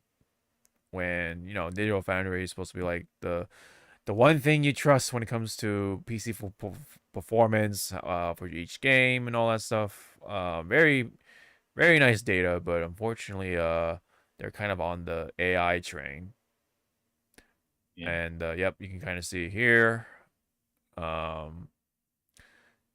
it says like they cannot be trusted going forward. It's not journalism. This is there is no pushback, questioning, despite it being obviously an AI filter. It's just Nvidia talking points. Yeah. A person quote tweeting by Michael or Legacy Killer HD saying, "I agree here. Digital Foundry's coverage of DLSS 5 is quite frankly disgusting. Zero pushback, zero questioning, zero concerns. Just non-stop glazing and repeating everything Nvidia has said. Bizarre to say at the very least, especially with the glaring issues here." And then like I said, there was like a lot of argument whether this was Gen AI or AI filter, all that stuff. And the statement from Jensen Huang, or the CEO of NVIDIA, said this famous little line saying, first of all, they're wrong, right? And tries to fucking throw all these words like, fuses the controllability of geometry and textures and everything about the game with generative AI. It's not post processing. It's not post processing at the same or at the frame level. It's generative control at the geometry level. It looks like shit. Yes, that's the end result at the end of the day. It just looks like shit. But then, of course, Capcom developers actually had no idea what was going on with NVIDIA and such. In fact, it says from a fan account saying that in fact they fear people might think Capcom supports this initiative when in fact they are against AI. Respect the efforts of real artists who use its techniques, knowledge to satisfy players, and forget about this AI generated nonsense. The battle against NVIDIA DLSS 5 continues with the support of the army of Gracelings that you are. Yeah, because this is a Grace fan account. And Capcom's devs were even telling people from Insider Gaming that they were actually not aware of what was going on. So it's kind of like out of nowhere, and then they just like it kind of just taints, and puts Capcom in a bad light like that. But anyways, recent development, according to XTAS 1STV, is that, and it's from a translation, just to remind, or just to kind of put it out there, that it was all a lie. The open secret about the DLSS5 is that confirmed deep down is literally a generative AI filter applied over your games. YouTuber Daniel Owen managed to get NVIDIA to answer his questions and forget all the convoluted marketing terms Jensen Huang used, like neutral rendering, geometric control AI. On a technical level, the system simply takes a 2D frame, adds motion vectors to it, and spits it out on the at the final frame. A whole lot of fancy vocabulary to confirm that what the PC community already suspected. Yep, so it was all bullshit. There's no actual Gen AI. It's just a fucking filter. So basically, it's just a fancy version of the Face app for anyone who remembers that. Yep, the Face app, or those face filters you find on Instagram or Yep, pretty much. TikTok. Mm-hmm. And it's kind of funny that, again, the CEO trying to throw all these fancy words where he knows that almost, I want to say, 95 of his customers work in the technology department, and they are pretty much IT specialists and all that shit, so they do their research. Mm-hmm. And lo and behold, half or more of those IT workers are also gamers, so they know their shit. Yes.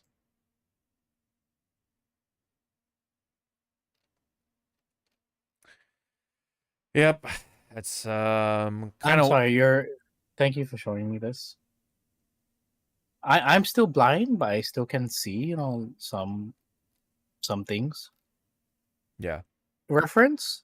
I'm guessing that's from the PS5. Oh yeah, this is the game, the actual PS5 or PC or whatever, and then the two of them are the. I like it. Right. Nano Banana, you're losing me. Yeah. DLSS5 looks like she's a crack whore. It just really applies, what things looks good, but pretty much what a lot of people have been saying, and Yeah, sorry, I have to put my glasses on. yeah, it's all right. Okay, look at Nana. Look at reference. Yeah. Imagine she's not there. Right. Look at the background. I want you to focus on the gate. The gate. Right. Now, the more you move to the right, it looks sloppier. Right. It's just washed out or whatever. You know. It's not actually doing something to the in-game models. It's just kind of like, yeah, like we're doing what the fucking face app does. Yeah, it simply takes a 2D frame, adds motion vectors over it, spits out the final frame. Or, yeah, spits out the final frame. Yep. Yeah, you'd have to have a lot of computing power if you're gonna have actually something that fully renders out and enhances the in-game models per second. Which nobody has a good computer nowadays because, guess what? It's hard to Right. buy fucking RAM. Yep. Guess who endorsed all that, right? The same dude that fucking spat out the bullshit about the vocabulary and all that. Lo and behold, surprise, surprise. Man. Shoot them. So yeah, it's basically the same sort of technology that you can use to go catfishing people. Just extra fancy words being thrown out there. Ugh. But hey, well, we're gonna continue the same thing that we've always continued to say. Fuck AI. Pretty much. Yep, that's pretty much it on that bit. So we're gonna end it right there. This one's kind of funny that I wanted to throw it in here for us to see. So this involves with esports. Now I don't know which game exactly, but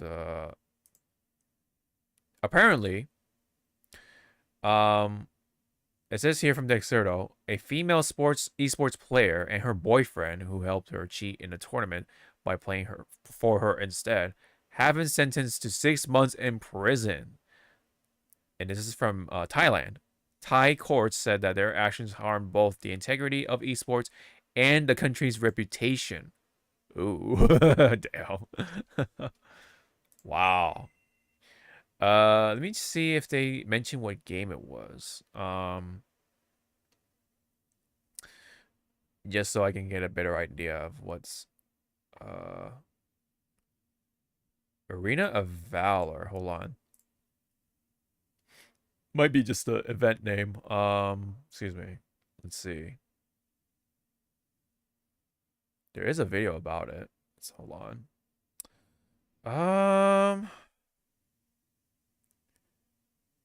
Yeah, I'm not sure. Okay, I'm not 100% sure what exact game they were playing, but okay, that's besides the point. But goddamn, countries like Thailand are taking the esports stuff kind of seriously. Damn, like 6 months in prison for cheating in a video game. Wow. Any comment on that? You done fucked up. Fuck around and find out. Yeah. Yeah, definitely fucked around and found out for sure. But it does say that the sentence did get reduced. So, damn, if that's the reduced sentence, oh, okay. So, initially, 6 months prison sentence for both defendants, emphasizing the damage caused to the country's reputation and integrity of the esports competition. That sentence was reduced to 3 months by the judge due to their guilty pleas. Ah, okay. Okay, a little bit of bait. A little bit of baiting, but okay. Under Thai law, shorter sentences like this can be served in detention facilities rather than a traditional prison. Okay. So they don't have it like worse or anything like that. They don't have it too bad, but still like they still have to give their time to some sort of detention facility. So okay, they still fucked around and found out for sure, but they definitely got off easy for all things considered. But yeah, because damn, if they're gonna go into at least 6 months in prison, like Jesus, for cheating in a video game, damn man. But initially, yes, they were going to be going 6 months in prison. I mean, if they play the Johnny Somali card by saying they're not guilty and stuff like that, and continue to double down on their actions, oh yeah, definitely at least 6 months for sure. Let me see if the video offers anything. Hold on. Okay, so it looks like interesting. Let me lower the volume a little bit.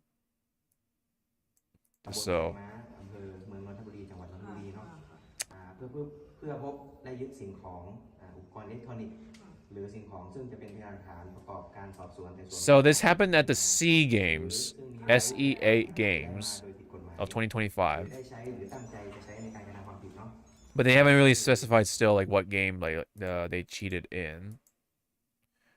But let me see if Arena of Valor is a game. Let me see. Oh, okay, so I guess it is. Okay. So some sort of multiplayer online battle arena developed by Timmy Studio Group. Oh, okay, so some sort of like, yeah, mobile battle arena game kind of thing. It kind of looks like, yeah, it just looks like a very League of Legends. Yeah, it's a League of Legends copy. Okay. Have you heard of this game or no? Arena of Valor? I haven't. Yeah. No. But yeah, judging from the screenshots, yeah, it looks very close to League of Legends. So, okay. All right. But still, like, the fact that they thought they can get away by having him swapped out. Like how did it even like work out though? That's weird. Because it's not like it's a online event. It should be an in-person event, right? Like how does that even work? It's weird. But yeah, but the fact that it even happened, it's kind of wild. Yeah. It's weird because yeah, when you read like the first few sentences, like oh wow, like Jesus, you know. But it does, yeah. I mean, it kind of doesn't help the image of women in gaming and esports, especially when we went over like the Marvel Rivals incident. It really does not help that either, honestly. Yeah, yeah. That's what I feel like what happened with the tournament. Like they just kind of like let it happen. Like what the fuck? Like Yeah. Like oh, why is that dude playing? Oh, okay, whatever. Maybe it's something else. Maybe something else is happening. I don't know. Around he fucked. Find out he did. Oh man. Gotta love the internet when it comes to responses. Okay. Yeah, kind of wild. Okay, and then I think this is a bonus. Like kind of a tangent, but anyway, it involves with like mukbang or mukbang.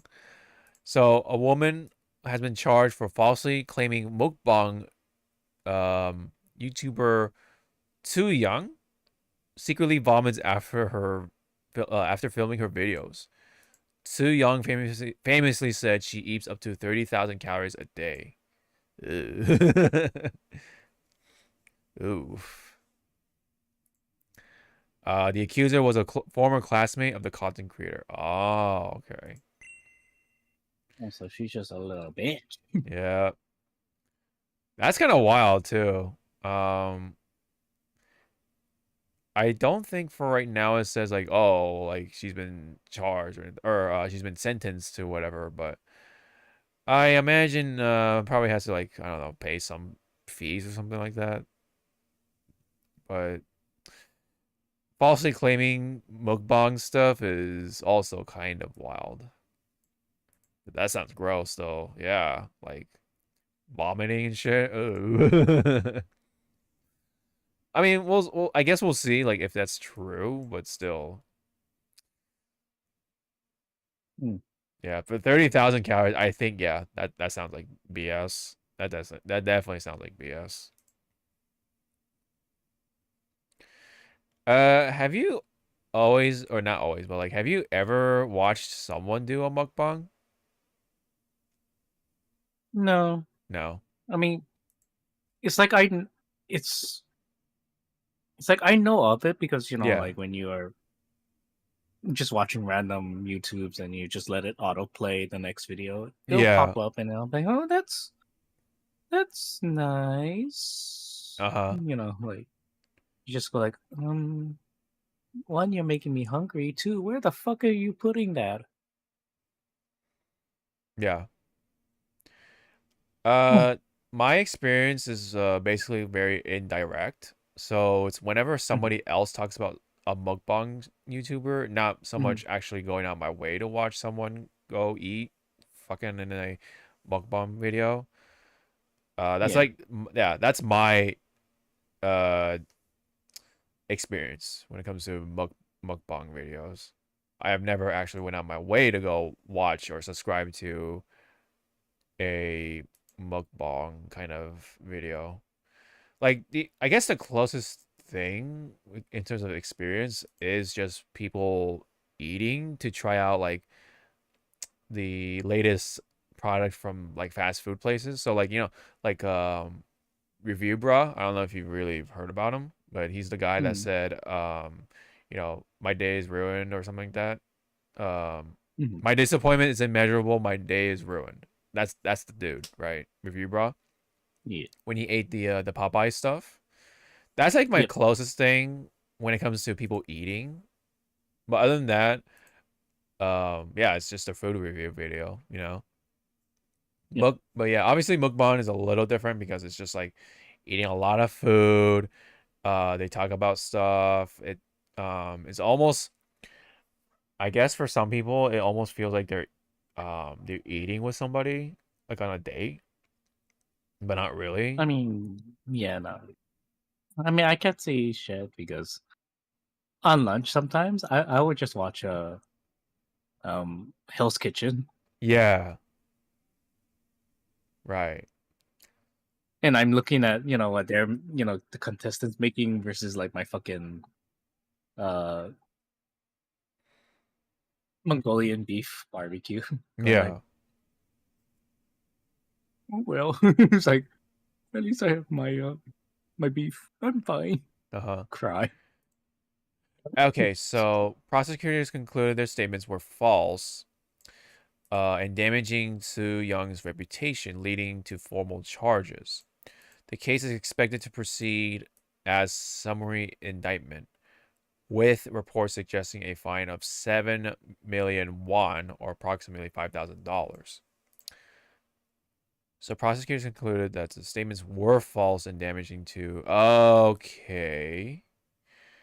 So it looks like it's bullshit on the former classmate's part. Um I mean maybe like okay, maybe it could be a case of like not having enough evidence, Mm. right? That could always be possible. But yes, authorities found the accuser only met to Young on the day the video published when it was filmed, making her claim Yeah. impossible. Ah, okay. Witness testimony also failed to support the allegation. Yeah, so basically there's not enough evidence. Okay, so the claims dates back to 2020 when A allegedly said she had seen signs of Soo-young vomiting after the pasta mukbang. However, investigators later determined that the statement was fabricated after Soo-young's team filed a complaint with the police years earlier. Oh, so it's basically some form of defamation, and now Soo-young and her team are now actually taking action to it. So okay, so it looks like maybe, well, obviously the accuser is gonna have to likely pay up about $5,000 worth of won. Okay. Well, yeah, this isn't the first time the creator has been involved in legal disputes.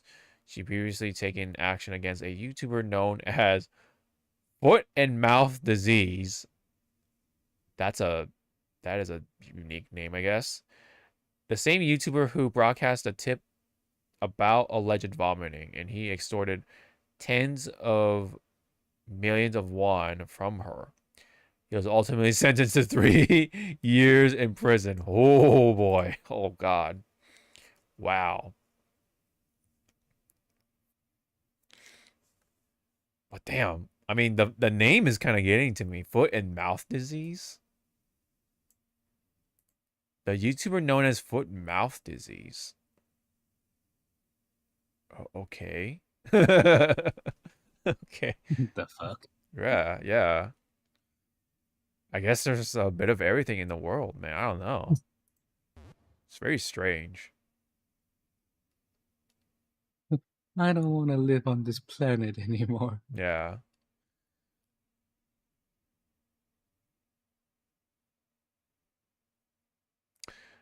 Oh, wow. So, okay, it says one person says the crazy thing under Korean law, it doesn't matter if it was false or true. Any public statement you make that damages a person's reputation is considered defamation or defamation. Yep. Korea has been the most strict, or has the most strict defamation laws in the world. Oh, okay. So like again, with Korean laws and stuff, Yes. like if you're gonna make a statement, you better have your evidence lined up at the ready. Right, right. But if it does say even false or true. Yeah, false or true. I But it mean, all depends on the court at the end, like yeah, true. who has the, sad to say, who has the more money or who has the better hand. Yeah. Yeah, so don't get on the judge's bad side then. Jesus. Like what Johnny Somali did on his end. Man. Can't wait to see him get the official sentence. Okay. So with all that said, let's go ahead and get in on the game side of things. So I'm gonna hit this. Ding. So this is, I believe, this should be, I thought I put in the thing about you. Oh, okay. Well, I did want us to talk about this. So, I guess this is confirmation that Nanggong Yu is a Theron or Thyron. Although it is said her wings are real, the scar and those screws make it clear that her wings have biomechanical modifications. We'll have to see about her full story. Yeah, because 2.7 is going to be about Nanggong Yu and Cecia. So interesting. And then I guess it says here, as a Theron, unlike the other two angels, Nanggong Yu's wings and halo are the real deal. These wings don't just dazzle audiences while on stage, they unleash limitless radiance in combat too. So I guess in the world of ZZZ, does angels are considered Therans? Or, yeah, it's weird because it says and a halo. And a halo, not just wings. And a halo are the real deal. Oh, interesting. Angels being Therans. Right? And then somebody also said it too, like, are the Onis Therans too? Right? And then somebody else says that Nongong Yu is actually just a swan Theron rather than an angel. So I guess, I mean, we'll definitely find out. But what do you think? Anything you want to chime in on it?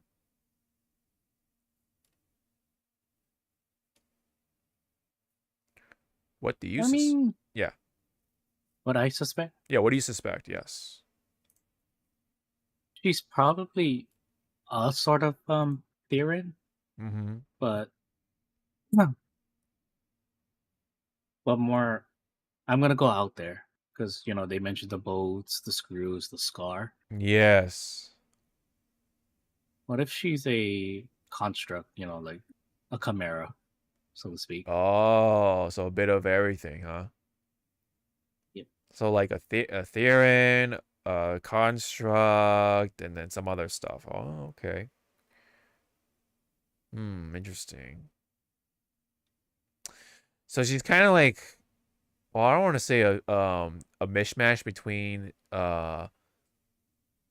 Suna and Arya, because Suna is just a human, I believe, right? So, but I guess a mishmash in the sense that, yeah, like she's still humanoid, but at the same time has some robotic parts in her, so to say. But okay, I mean, but it is interesting to see like theories going around. Like, are angels also considered Therans? Does that also mean Onis are Therans too? Yeah. So very, very interesting sort of debate going around right now until I guess we see what's going on in 2.7. Because yeah, 2.7 is going to hopefully provide the sort of lore for you. Like, is she an angel? Or is she just a Theron who happens to have a halo as one of her features? You know? Because there is another character that does fall into this category as well. And that was the one with the black wings. So we kind of talked about her. And she is also kind of like having some sort of resemblance to one of the captains from the lore video, right? Falkenheim or whatever you call it, with the pink hair and everything. She had like white wings in that video, but in this coming up, she had black wings. So I guess we're gonna find out about the angels, whether they're real or they're just Therans with maybe they're higher class Therans. I don't know. Maybe. But yeah, we'll find out about the more on the lore with the Therans, angels, the world of ZZZ, and more, hopefully. And then maybe also on top of that, we'll learn more about, what's going on with Billy, what's going on with Parmea, what's going on with the other two characters that were showing up in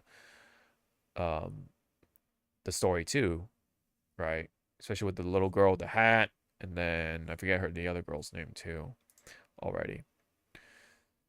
But yeah, lots of new characters coming in at once.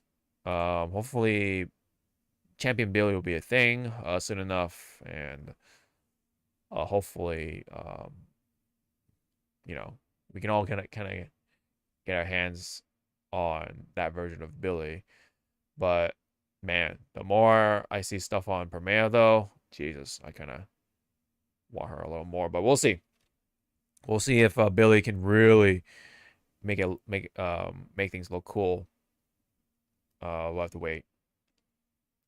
about that. All right.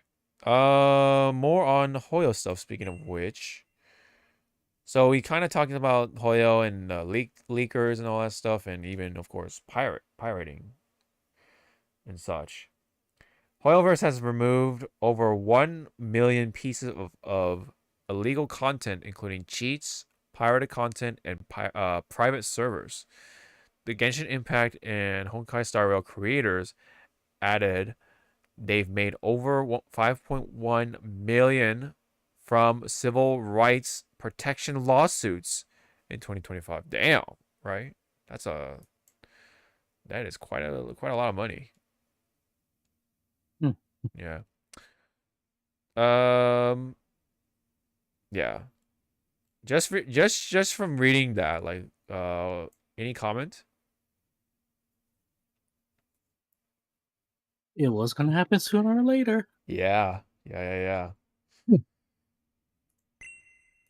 That's the thing about all these like leakers and such. Like, it's, it's tough because, again, we talked about it. Like, leakers on one hand do help with like planning in advance, but at the same time, I think sometimes they take it to a little too far by like also talking about the story and such.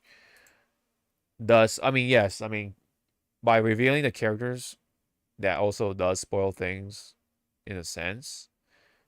But it is tough because it's like we don't really know how to plan better ahead, you know? Yep. You can't just, pull on everything and hope to pull somebody. You gotta know when to skip, you gotta know when to save, and really pick the right character for your team and such. And, your for the sake of your sort of favorites, right? Your Oshis, your waifus and husbandos or whatever. Gotta know when to like save up and pick the right character for you. And if you are going to plan to pick your favorite character and such, yeah, you gotta like also see who else synchronizes with them. Like who's the right support character. Of course, you gotta get their engine right. You gotta pick the right other, A rank engines and all that fun stuff. But there are times where the leakers do help with that, right? To get ahead of the game, know when to do that. But unfortunately, Hoyle versus C like that, and I mean, and rightfully so. They are definitely right to do that by taking down such illegal content, thus stopping the Lakers and such. But this is a little different in this case because specifically it does mention cheat software, private servers, pirated game assets, illegal account trading, and counterfeit merchandise. Some of these cases resulted in criminal convictions, large fines, with the hopes of dissuading further illegal activity surrounding its games. But yes, they have previously dealt with leakers and such, and I think they are still dealing with that stuff. No question. But when it comes to this specifically, I do recall a time when in Genshin especially, again, we talked about this, there was a cheater or group of cheaters that were actually going around and essentially deleting in-game assets from random people's accounts and such. So, for example, they deleted like the tree that allows you to get your rewards whenever you complete one of your dungeons or whatever, or like like in your case, I guess, like as an example, since you play ZZZ, like imagine if you farm from the area patrol, right, and you're trying to farm the drive discs, right, and imagine if a cheater somehow entered to your game and they like literally deleted the boss, right? So therefore, if you can't defeat them, you can't get the drive discs anymore. That's what was kind of happening in Genshin at one point. So they deleted either the boss or the tree that allowed you to get these rewards. So that was going around, but they were dealt with. I'm sure at one point. And Hoyoverse probably likely took him out in the back and gave him the old yeller, if you know what I'm talking about. In a Nah, way. they didn't take him to the back. They took him to the front, Oh, and then they just public. whispered in their ear. Yeah, public. In their ear. Yeah. Dos de fleur, and then just yeah. arms comes out, and Yep.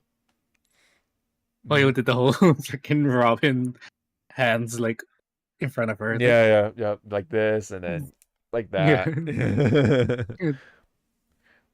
And they did those the one set of arms grab the neck, one set of arms grab the balls, and the other set is like, okay, we're gonna go backwards too. Yep. Oh, the treatment. Yep. Yep. They definitely probably got the dose de fleur, if you know what I'm saying. But nah, man. They are cracking down though. They are not fucking around with this shit for sure. And man, if there is a company that's kind of doing it right, it's Hoyo in a way. I mean, again, another thing that we talked about, the whole thing with the voice acting stuff, right? There was a company, one of the voice acting or voice recording studios was basically what do you call? Excuse me. Embezzling money from the actors, right? So Hoyoverse just said, "Yep, you're not working with us. No, you're not. We don't fuck around with that shit." So, yep. Yeah. When it comes, You have chosen death. yeah. When it comes to that stuff, they're pretty quick about it. So you gotta give Hoyoverse for doing something right, and that's legal action and treating their workers and the voice actors and such like that. And of course, sometimes there are times the audience rather quickly when it comes to like although funny enough, yeah, there are some nasty voice actors and they got the boot real fast. Yep. So anyways, don't fuck with them. That's pretty much the lesson here. Meanwhile, word on the street is that Utada Hikaru, or Hikaru Utada, will collaborate with Star Rail to release possibly a song, but we'll see about that. We'll see if that's true. Rumors on the rumors are floating for now. But I know you like Utada. Mm-hmm. I mean, any comment on this? I know it's not for like ZZZ or anything like that, but imagine, right? Can you imagine if she actually did a song for ZZZ? How would you feel?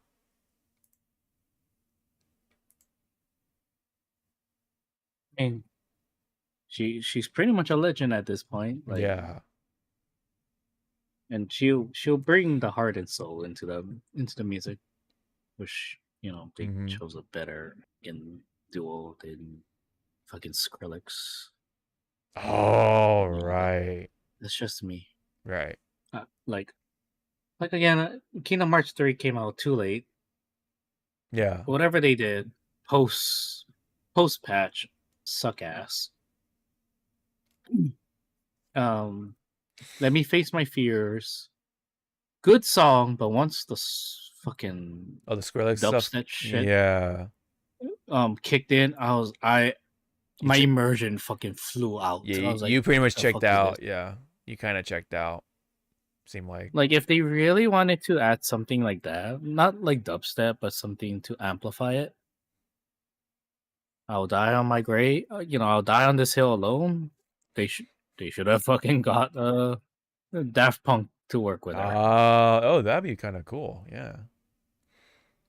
And remember, everyone, this happened like years prior to Daft Punk retiring, which Yeah. happy 5th anniversary to their Oh, retirement. damn. Fuck.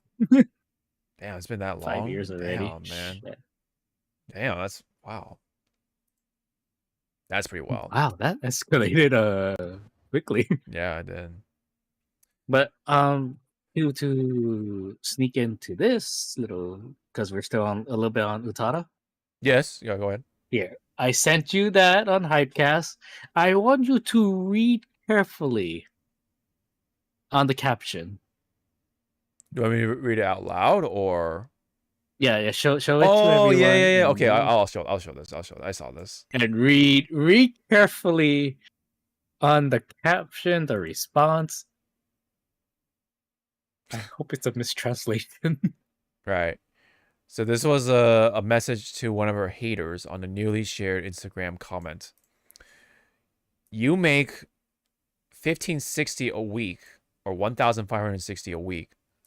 I make 1560 in 7 days. Jesus, man. I hope it's a mistranslation and it's her saying that she makes that much in one day, like something like that. Yeah, right. Simple and clean. Damn. That was clean. if that's a real comment, yeah, that's pretty clean. Jesus, man. Yeah. See people like she meant a day, right? Yeah.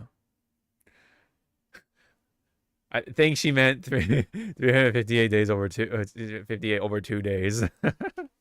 Yep, I love those memes. Yep. Try to look for the response with the confused like little girl. I like that response. Where? I don't know if it's gonna show. Keep going. Oh, this. There. Uh, Wait a minute. some not add up here. Yeah. Hmm. Yeah. I mean, 7 days. Right.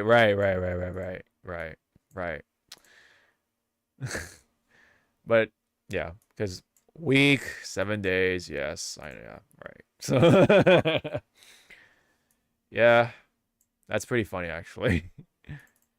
Whether it be a joke or whatever, it is pretty simple and funny. It's like, wait a minute. But yeah, maybe it is a mistranslation or something. What if she meant to say 7 minutes? That'd be wild. That would be actually wild. Actually, to say 7 minutes with a full chest, that would be insane. But I kind of believe it, seeing that it is Utada that we're talking about here. Yep. But yeah, that is pretty funny though. Yeah. Like, damn, she cooked you, bro, in the comments. Right. But who got cooked potentially though? Probably the ones who were trying to make Pikmin a thing. Because remember we talked about this last week about the offshoot Pokemon game. It's really an offshoot of an offshoot game, which is Power World. Really. Apparently their Twitter account got suspended. So this wasn't even flying too close to the sun. They aimed directly at the sun. Yeah, apparently they got their ass. Mm-hmm.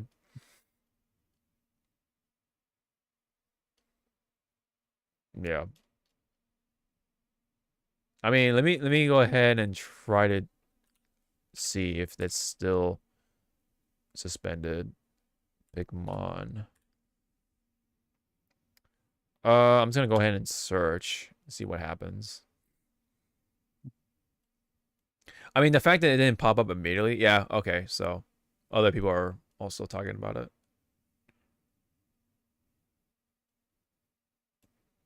Oh, yeah.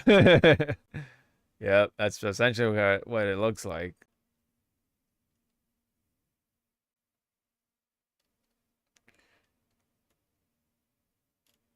Account suspended. Account suspended. Oh my god, yeah, the stupid fucking. Brother, ew. Yep. The not Lucario. Yeah.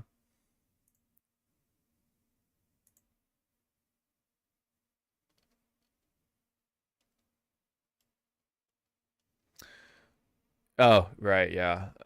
I think we definitely saw that. It's kind of funny. So they didn't even get to do their thing. So it looks like. Okay. This was a very, very left field. And I wanted to share this because I was somebody as a kid who adored Thomas the Tank Engine. I had a train phase at one point. I had a bunch of the Thomas and Friends sort of trains, played around with them. Yes, I even had them crashing to each other because, you know, accidents, right? Train accidents. People wanted to see the trains get into an accident. There's something about trains and accidents kind of like being a thing amongst people who like them, right? I mean, it's I guess it's also the same effect of like car accidents, like you can't help but look, you know, kind of thing. But anyway, let me go ahead and play the video because just because.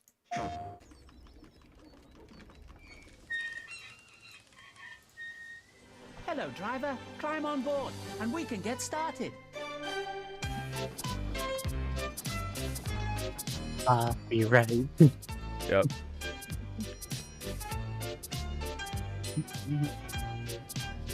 Yeah, somebody just straight up made a Thomas and Friends game.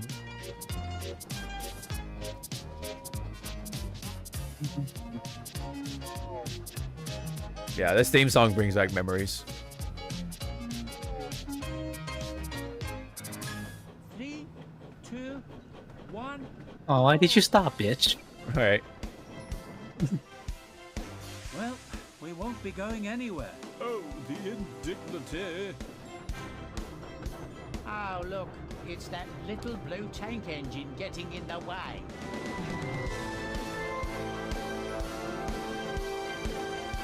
No, I'm sure to be late. Turn them over. Yeah.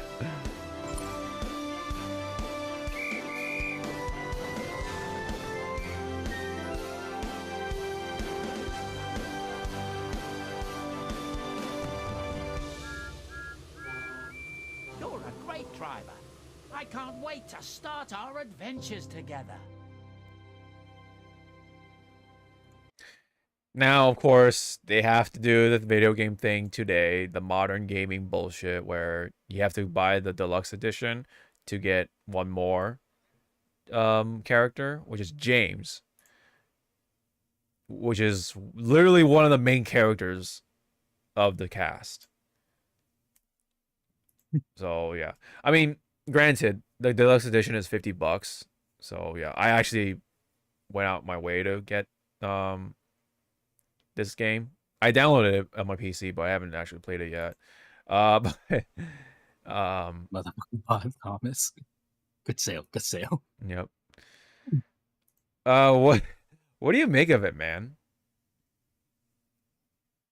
I mean, you see the logo of Mattel, so they were behind it. So it's like, shit. Yeah, good on Good them. on ya. Yeah, good on them to actually make it happen. But I do like that first comment. Who's the target audience if I wanted to see? It's like, well, obviously not for you, bitch. Skyrim fans. This is the PlayStation UK account too, like the official one. That's so funny. Burn. That bitch got burned. Yep, Skyrim fans. That's so funny. He got super ratio, of course, too. Oh yeah, yeah. No thanks. The last time I heard that character and theme, I had nightmares for weeks. Yeah, because of the mod.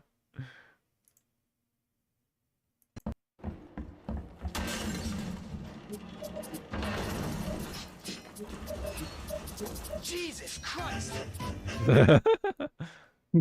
Yep. I mean, it works. It works.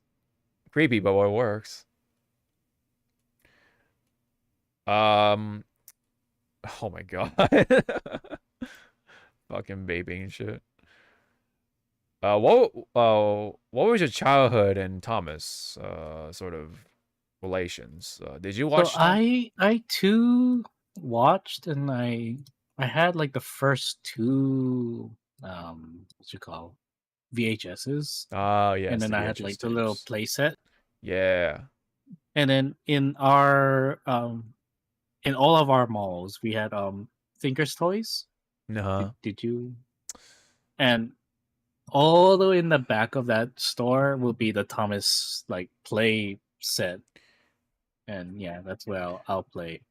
And I'll play, Ah. while my folks are I th shopping inside, I th for like birthday gifts or yeah, something. yeah. The I think I know what you're talking about when it comes to the store. Was it called Tinker's? Yeah, Tinker. Okay. Thinkers Toys Tinker's Toys. or Thinkers. Yeah, Thinkers. I think we might have had something like that, but I know we had like Toys R Us, of course, KB Toys,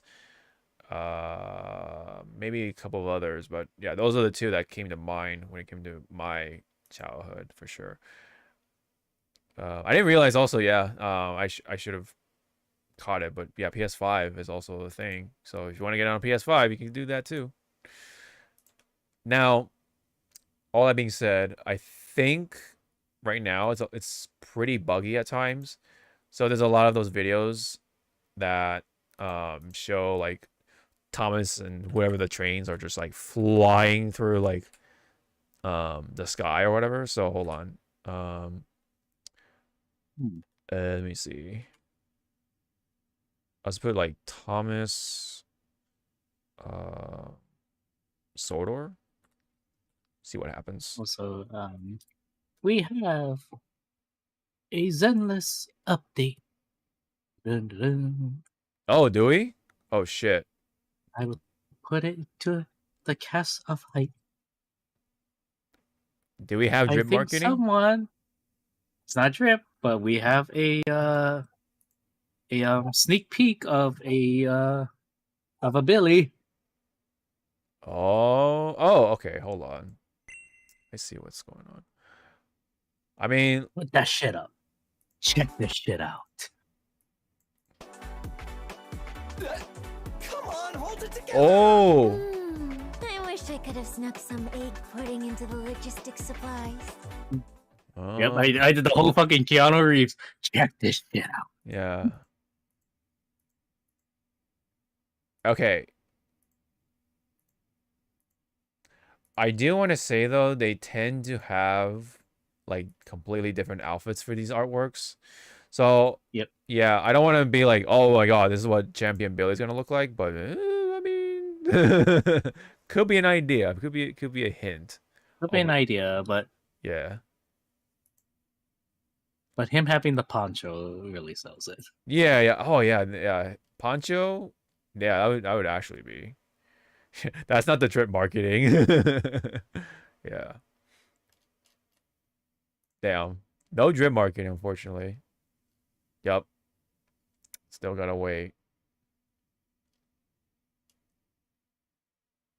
Yeah, they're still glazing up fucking the angels though, that's for sure. I sleep. Oh yeah, it was Soldier 11's birthday. Very recently, or yesterday, in fact. Pretty cute.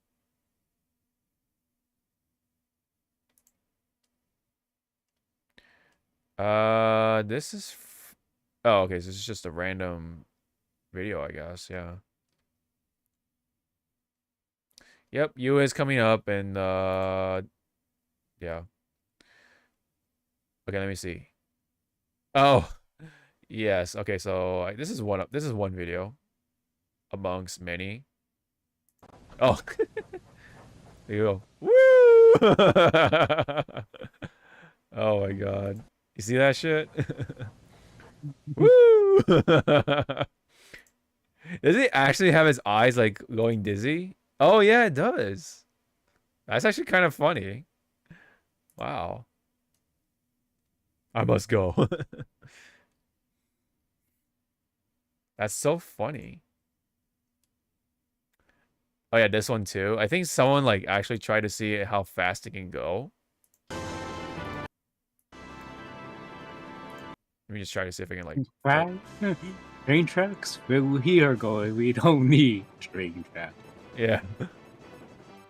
Holy shit. Goodbye, Jesus. Oh my god. Oh my. Oh no.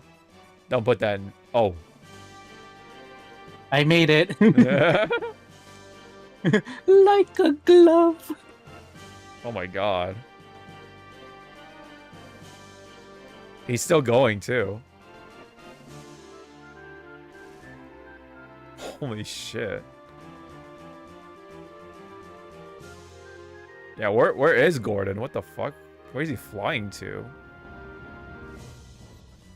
To their Lord and Savior, Yep. Bob the Builder. Yep. Don't know how to get out of here, chat. Holy shit. Oh, he just flew. He just went straight up the sky. He's up in the stratosphere. Yep. Oh, yeah.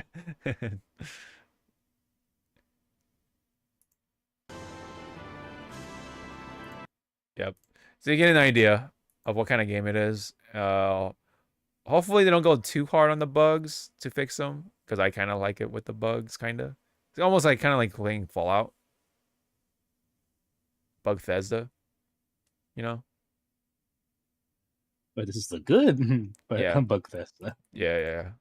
Exactly. Oh yeah, before we do that though, I almost forgot. There is a video for you. So I don't want to. For me? Is it Daddy? No. Yeah, totally. Not Daddy. Totally for you.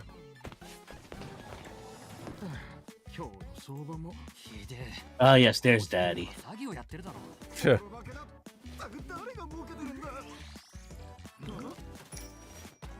Why the captions are like super tiny?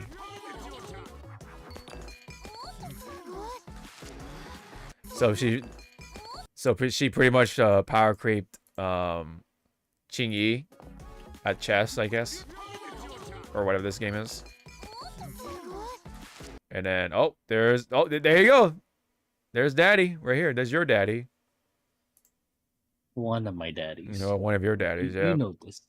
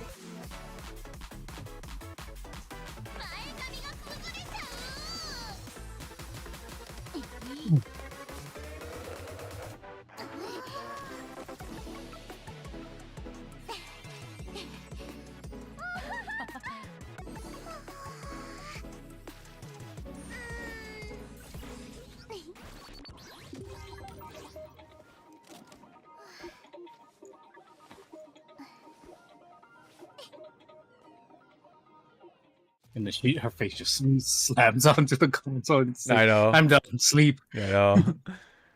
I wonder what's like the messaging behind it though. Like, is she like actually that good, or is he just dreaming, or like, you know, what's the thing about it, or thing behind it? Because yeah, like she's beating everybody or keeping up with them. There's no like any hint of like any weird trauma kind of thing going on. Maybe like this part, like I don't know. Like the only thing we can go off of is like how she looked at the two, but that's about it. There's nothing like on her mind or anything. Yeah, that's nothing. Yep. I don't know. And it's just called Full Combo Angel. Is that like their way of saying like because she's the actual angel that she can like do stuff?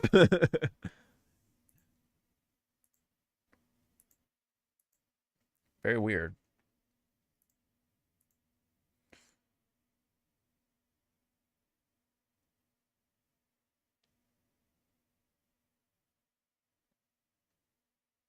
Yeah, I don't know. Maybe see in the English comments. Maybe there's something behind it. Yeah, it's like no way they're power creeping their characters in their own trailers now. She beat Chingy? No way. The stun power creep is real. Yeah. Yeah, because we have to remember that Nongong Yu is going to be a stun character who likely is going to help enhance Anomaly. So that's why she's perfect for Arya. But she's also, I think she's also going to be helpful for just anyone Anomaly. So with that, I think honestly, if you and you know, War on the Street, by the way, is that if you do have Nongong Yu, you may have the best support for Permea if you want to pick up Permea, because Permea, like War on the Street again, is that she's going to be an Anomaly character also, another Anomaly character. Ice as well at that. So yeah. Otherwise, I don't know who else is going to come in for after Permea, because Permea is going to be 2.8, right? Likely so, along with another character, and you know, people say it's Billy, but yeah, 2.8 for those who know about how Hoyo games go is usually the last patch before they go straight into the next version. So in this case, it would be 3. Because I don't know, they like to skip, and sometimes I think they even skip from 2.7 or 0.7 into the next version. But usually nowadays it's 0.8 and then they go into the next version. So that means we're not going to have a 2.9, so to say. But that's traditionally anyway. Maybe there might be an exception. We never know. But usually that's how they do things across the Hoyo games. But anyway, any comments on Nongong Yu or any other ZZZ stuff you wanted to? Oh, good, sir. Okay. Alrighty. With that, I think that's it for the game section. Yes, it is. We can go over this stuff real fast, so we can do that right now. In fact. So there's a bit of a teaser for Sonic 4. So this is from the official Sonic 4 account. Basically, it's like kind of like a countdown kind of thing.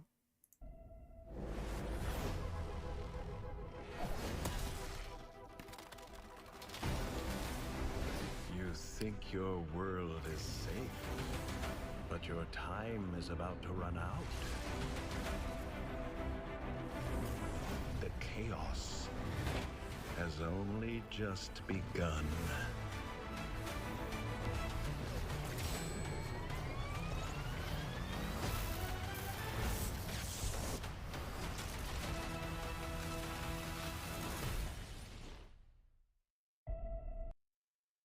Yep. So, pretty much they kind of confirmed that Jim Carrey's gonna come back as Dr. Eggman or Robotnik.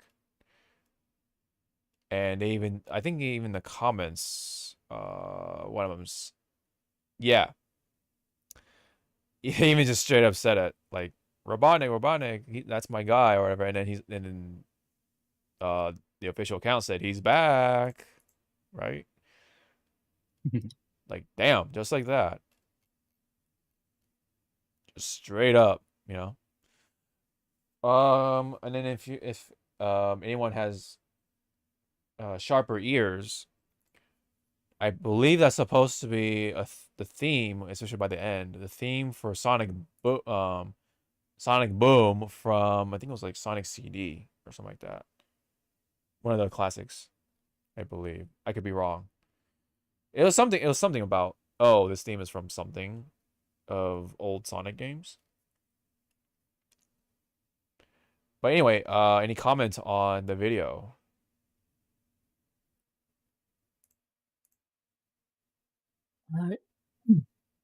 I'm interested.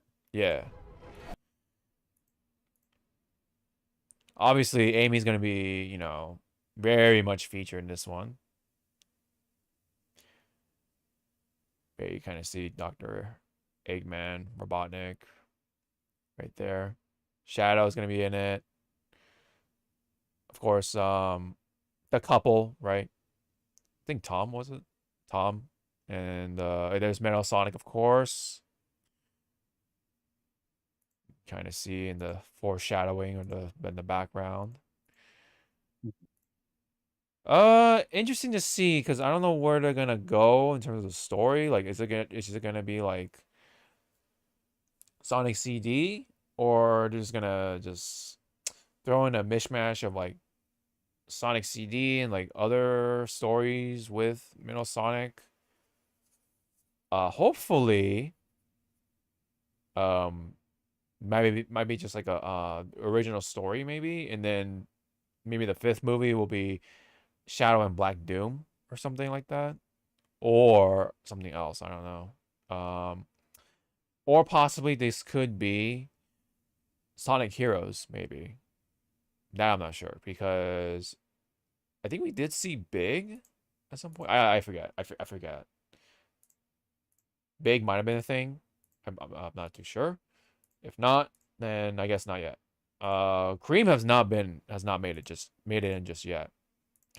And Yep. who knows if Cream could make it by the end, so like the next character to be teased, or it could be Chaotix, Team Chaotix.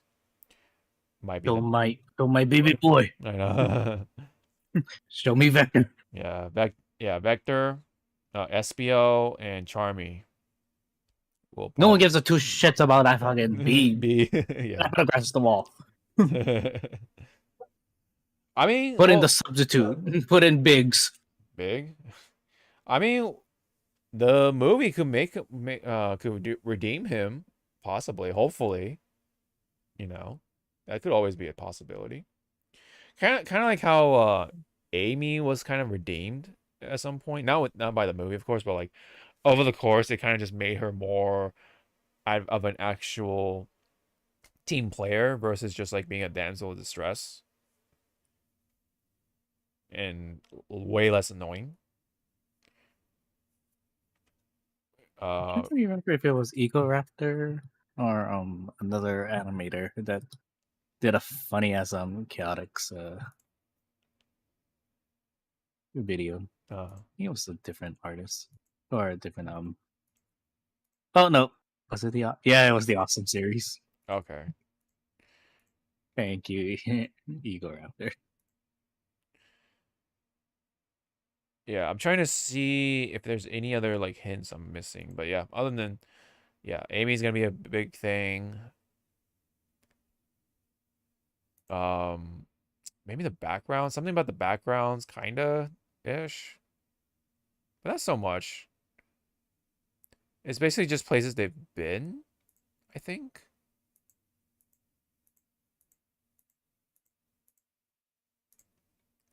But somebody was saying like, oh, the music is from this game or whatever. Something like that. Like, bro, too deep, too deep. Yeah. You digging? So, yeah, Sonic Boom. People keep saying, yeah, Sonic Boom from Sonic CD. It's a very like faint kind of. It's kind of subtle, honestly. It's a little hard to like pick out like when is like, oh, it's Sonic Boom playing. A number of characters are coming back though. besides like the Sonic characters, but like the humans, including Agent Stone, I think his name is, which is like basically Eggman's sidekick, making it back in there. Yeah, Stone. Yeah, the guy with the coffee or whatever.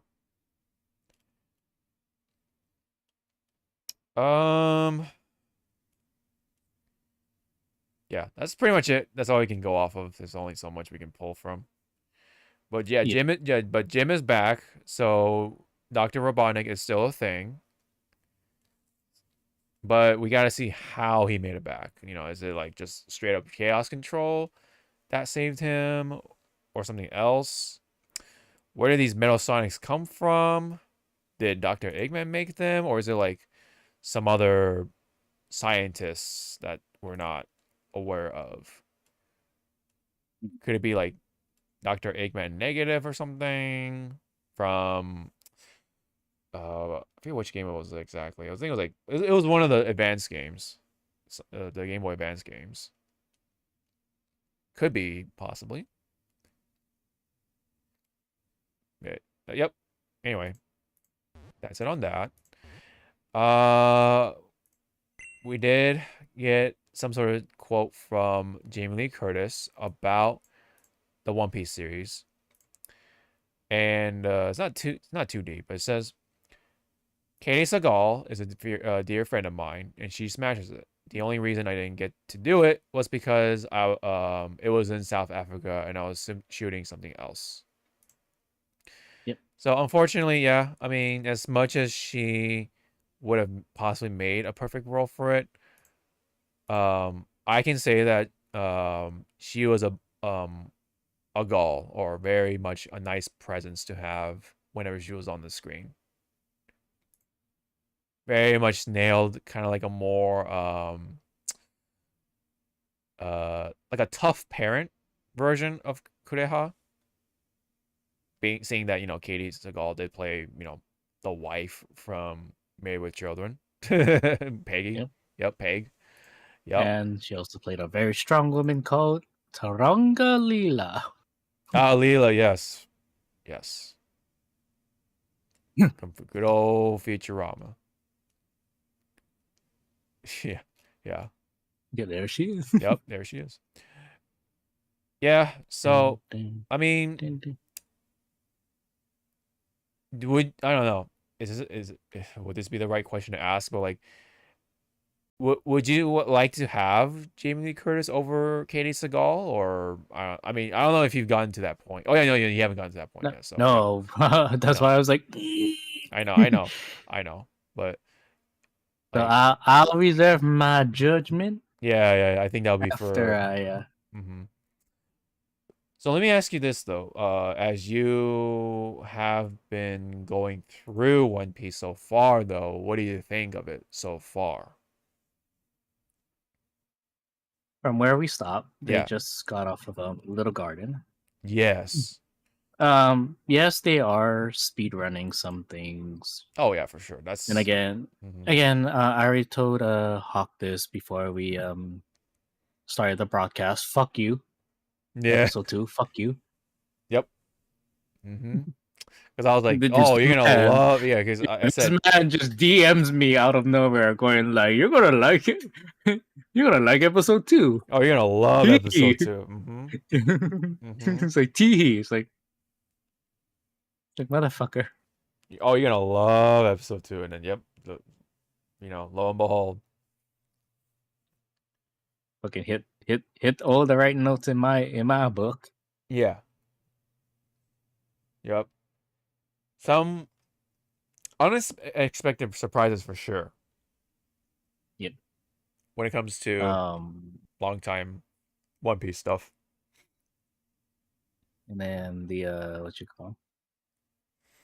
Hearing certain characters laugh finally make it to live action. It's like, yeah, it's silly, but that's their character. That's the motif. That's part of it, right?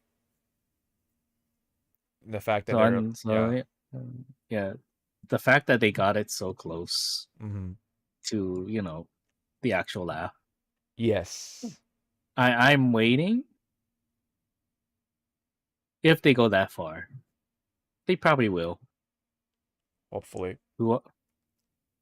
The question is, who are they gonna get for Blackbeard, and how is your laugh? I It's not a think, yeah. hard laugh Mhm. to get to do. It's just you gotta sell it. Yeah, for sure. Because early Blackbeard, it sounds joyful, right? Like his laugh.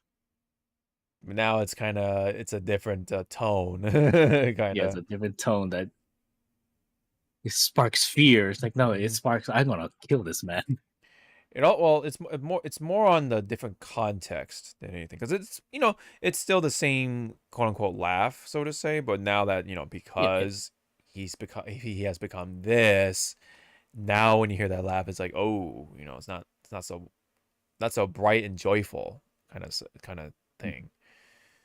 But yeah, but how do you feel about, like, yeah, obviously you kind of mentioned the pacing, but like, um, do you like what was present on the screen though? Like what was presented? Like what the choices they made to show, oh, this part of this chapter, or this arc of One Piece, and then oh, these parts for this yeah, island or whatever. Yeah. yeah. It was more like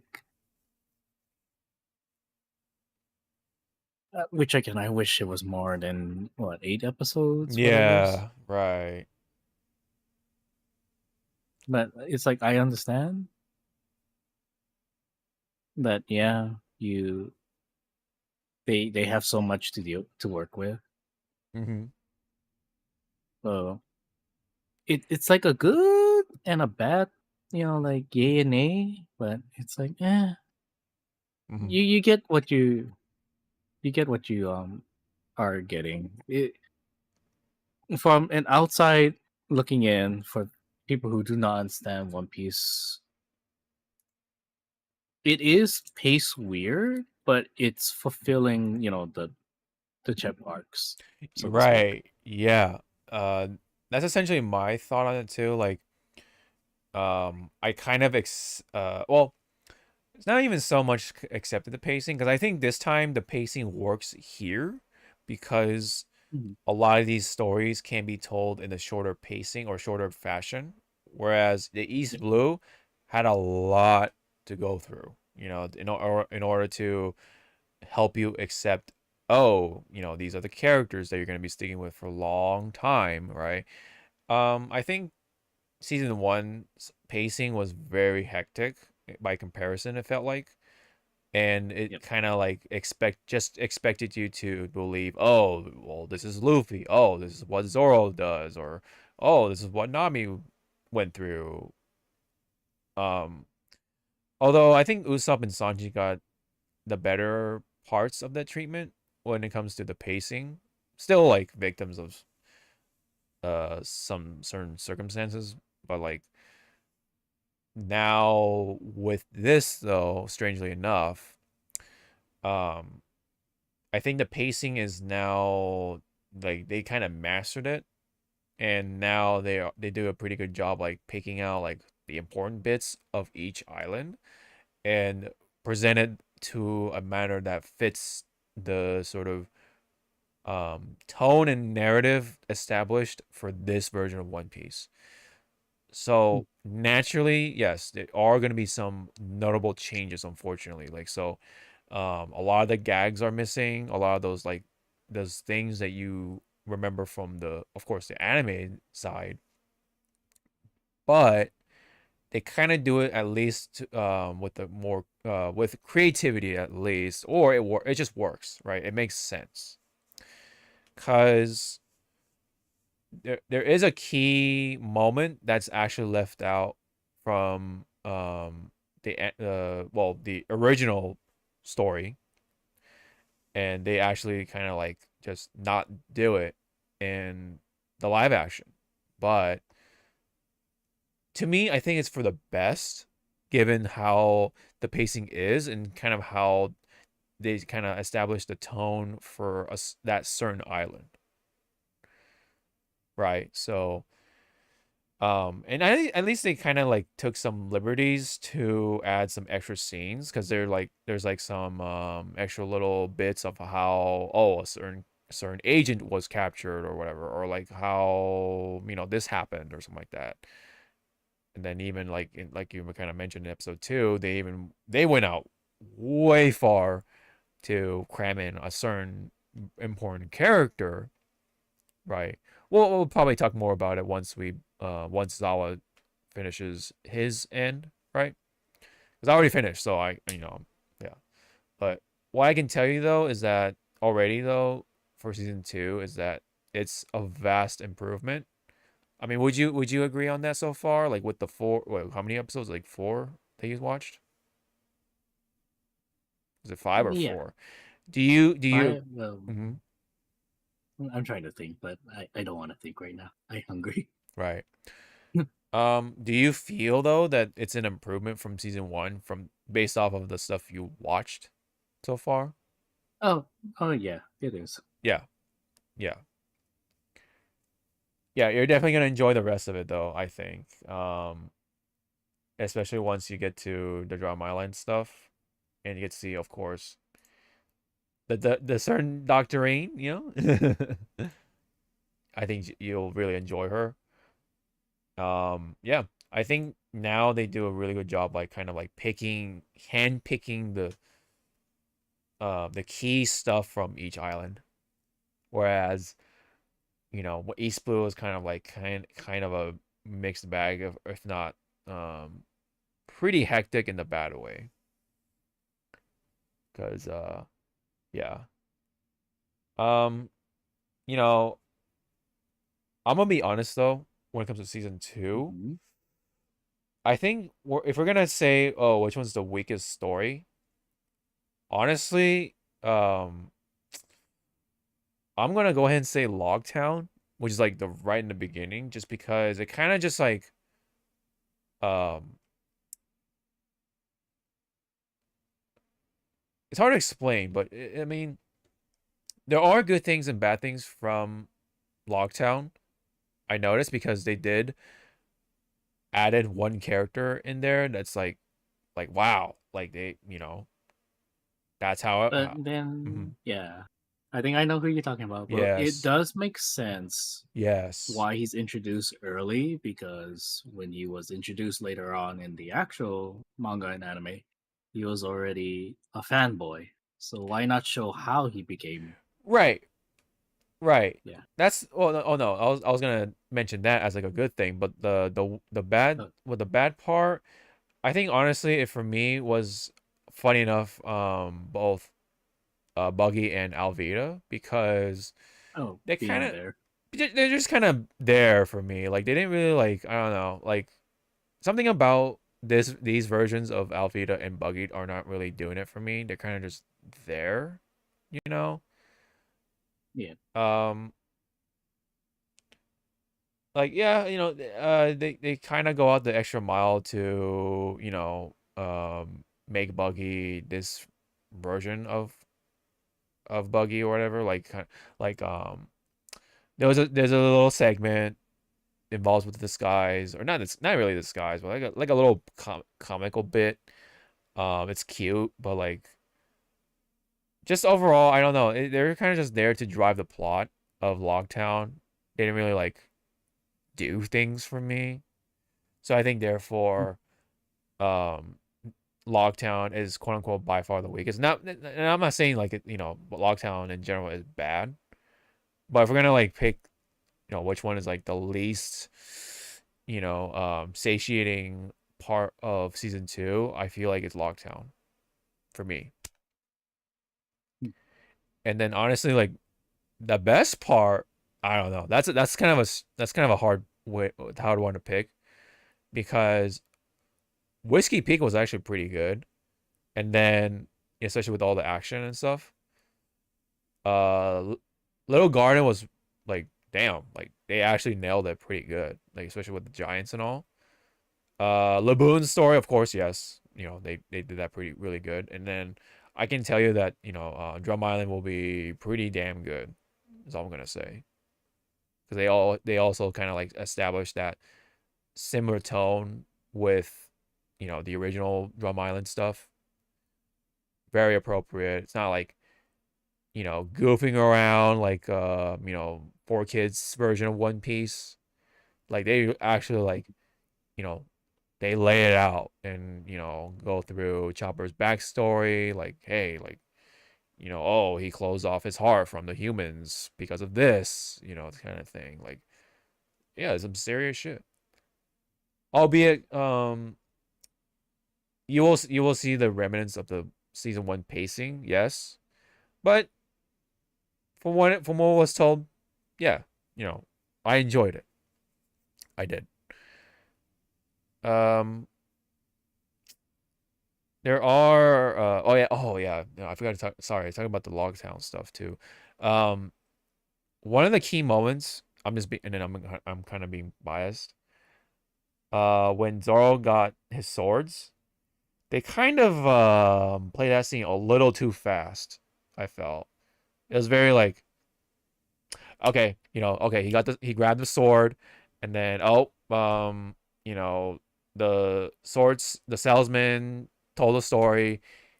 Zoro did the thing. He beat the curse, and then, you know, such and such, right? That's what it kind of felt like to me. It didn't really like really, you know, make it into a moment kind of thing. It was, I don't know. I think I felt like the pacing for that one could have been a little better, considering that, well, these swords are supposed to be kind of important for Zoro. At least the two new swords, right? Any you know, did you feel anything like about that particular scene, or no? Not really.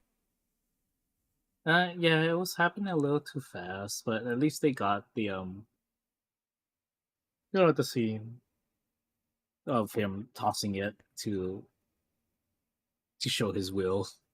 Yeah, his like Oh, luck or willpower or whatever you want to call it. Yeah, for sure. yeah. Like yeah, the check marks are checked out, but like I just felt like they could have done that scene better throughout the whole thing. So Yeah. it's kind of like, for me, like the remnants of the season 1 pacing is just going through stuff like that a little too fast. Just a little bit. But on that, I mean, Logtown is Logtown. It did its thing. What did you think of Smoker?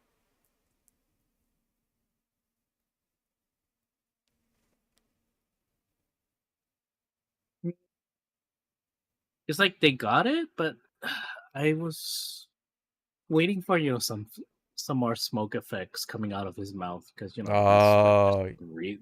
mhm. You know, like those small little things. Yeah, I think yeah, Smoker himself I think is fine, but when he was showing off his powers, not quite what I was hoping for. To be honest. But, you know, it is what it is, I guess. Smoker is still Smoker for the most part, yes. Could they have done Smoker's stuff better? Yes. Do they have the special effects down? Yeah. Or the CGI effects? Yes. It's just that the exact things that he did could have played out a little differently. I didn't really hear the, you know, whiteout or whatever, his one of his attacks. And then his white blow, quote unquote, was supposed to be like that long range punch. He could have said it a little louder, or like, I don't know if the audio was like bad on that part, because it felt like kind of very quiet, you know. But his whiteout attack didn't really, I don't know, like it wasn't as monumental, so to say, to establish, oh, you know, he has these smoke powers. He's the first guy with the Logia fruit, right? The Logia type fruit. Yep. I don't know if the Logia fruits were ever explained early on. In the original One Piece. Maybe it might be later. We'll see. But I don't know. I kind of wish they like made a better establishment for Smoker's powers. Just so like it'd be kind of like the seed of what's to come for the rest of the Logia powers, especially with the Sand fruit, the Fire fruit, or the Flame fruit. Because yeah, we're actually gonna see quite a bit of the Logia fruits early on, right? Yep. Yeah, smoke. Yeah, smoke. Yeah, the smoke one, sand, fire, and I think even if you want to count Eneru or NL, the lightning stuff, right? So it's actually quite a bit in a row. Anyway, that's kind of like very like more nitpicky stuff. Mhm. I'll let you like finish the thing, and maybe we can like now and you can, once you finish your stuff, we can like open the can for reals for next time. You lead to the thing. Yeah, pretty much. Otherwise, to the last thing, Sekiro did come out with the anime trailer. So there's going to be an anime series for Sekiro.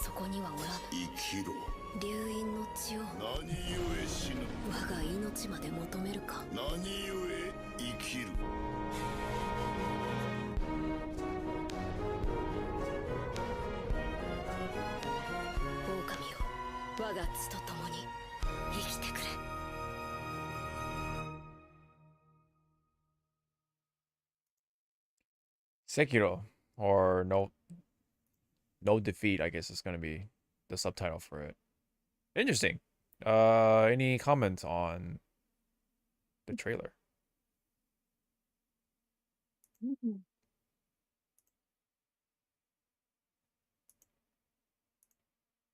Art style is kind of interesting.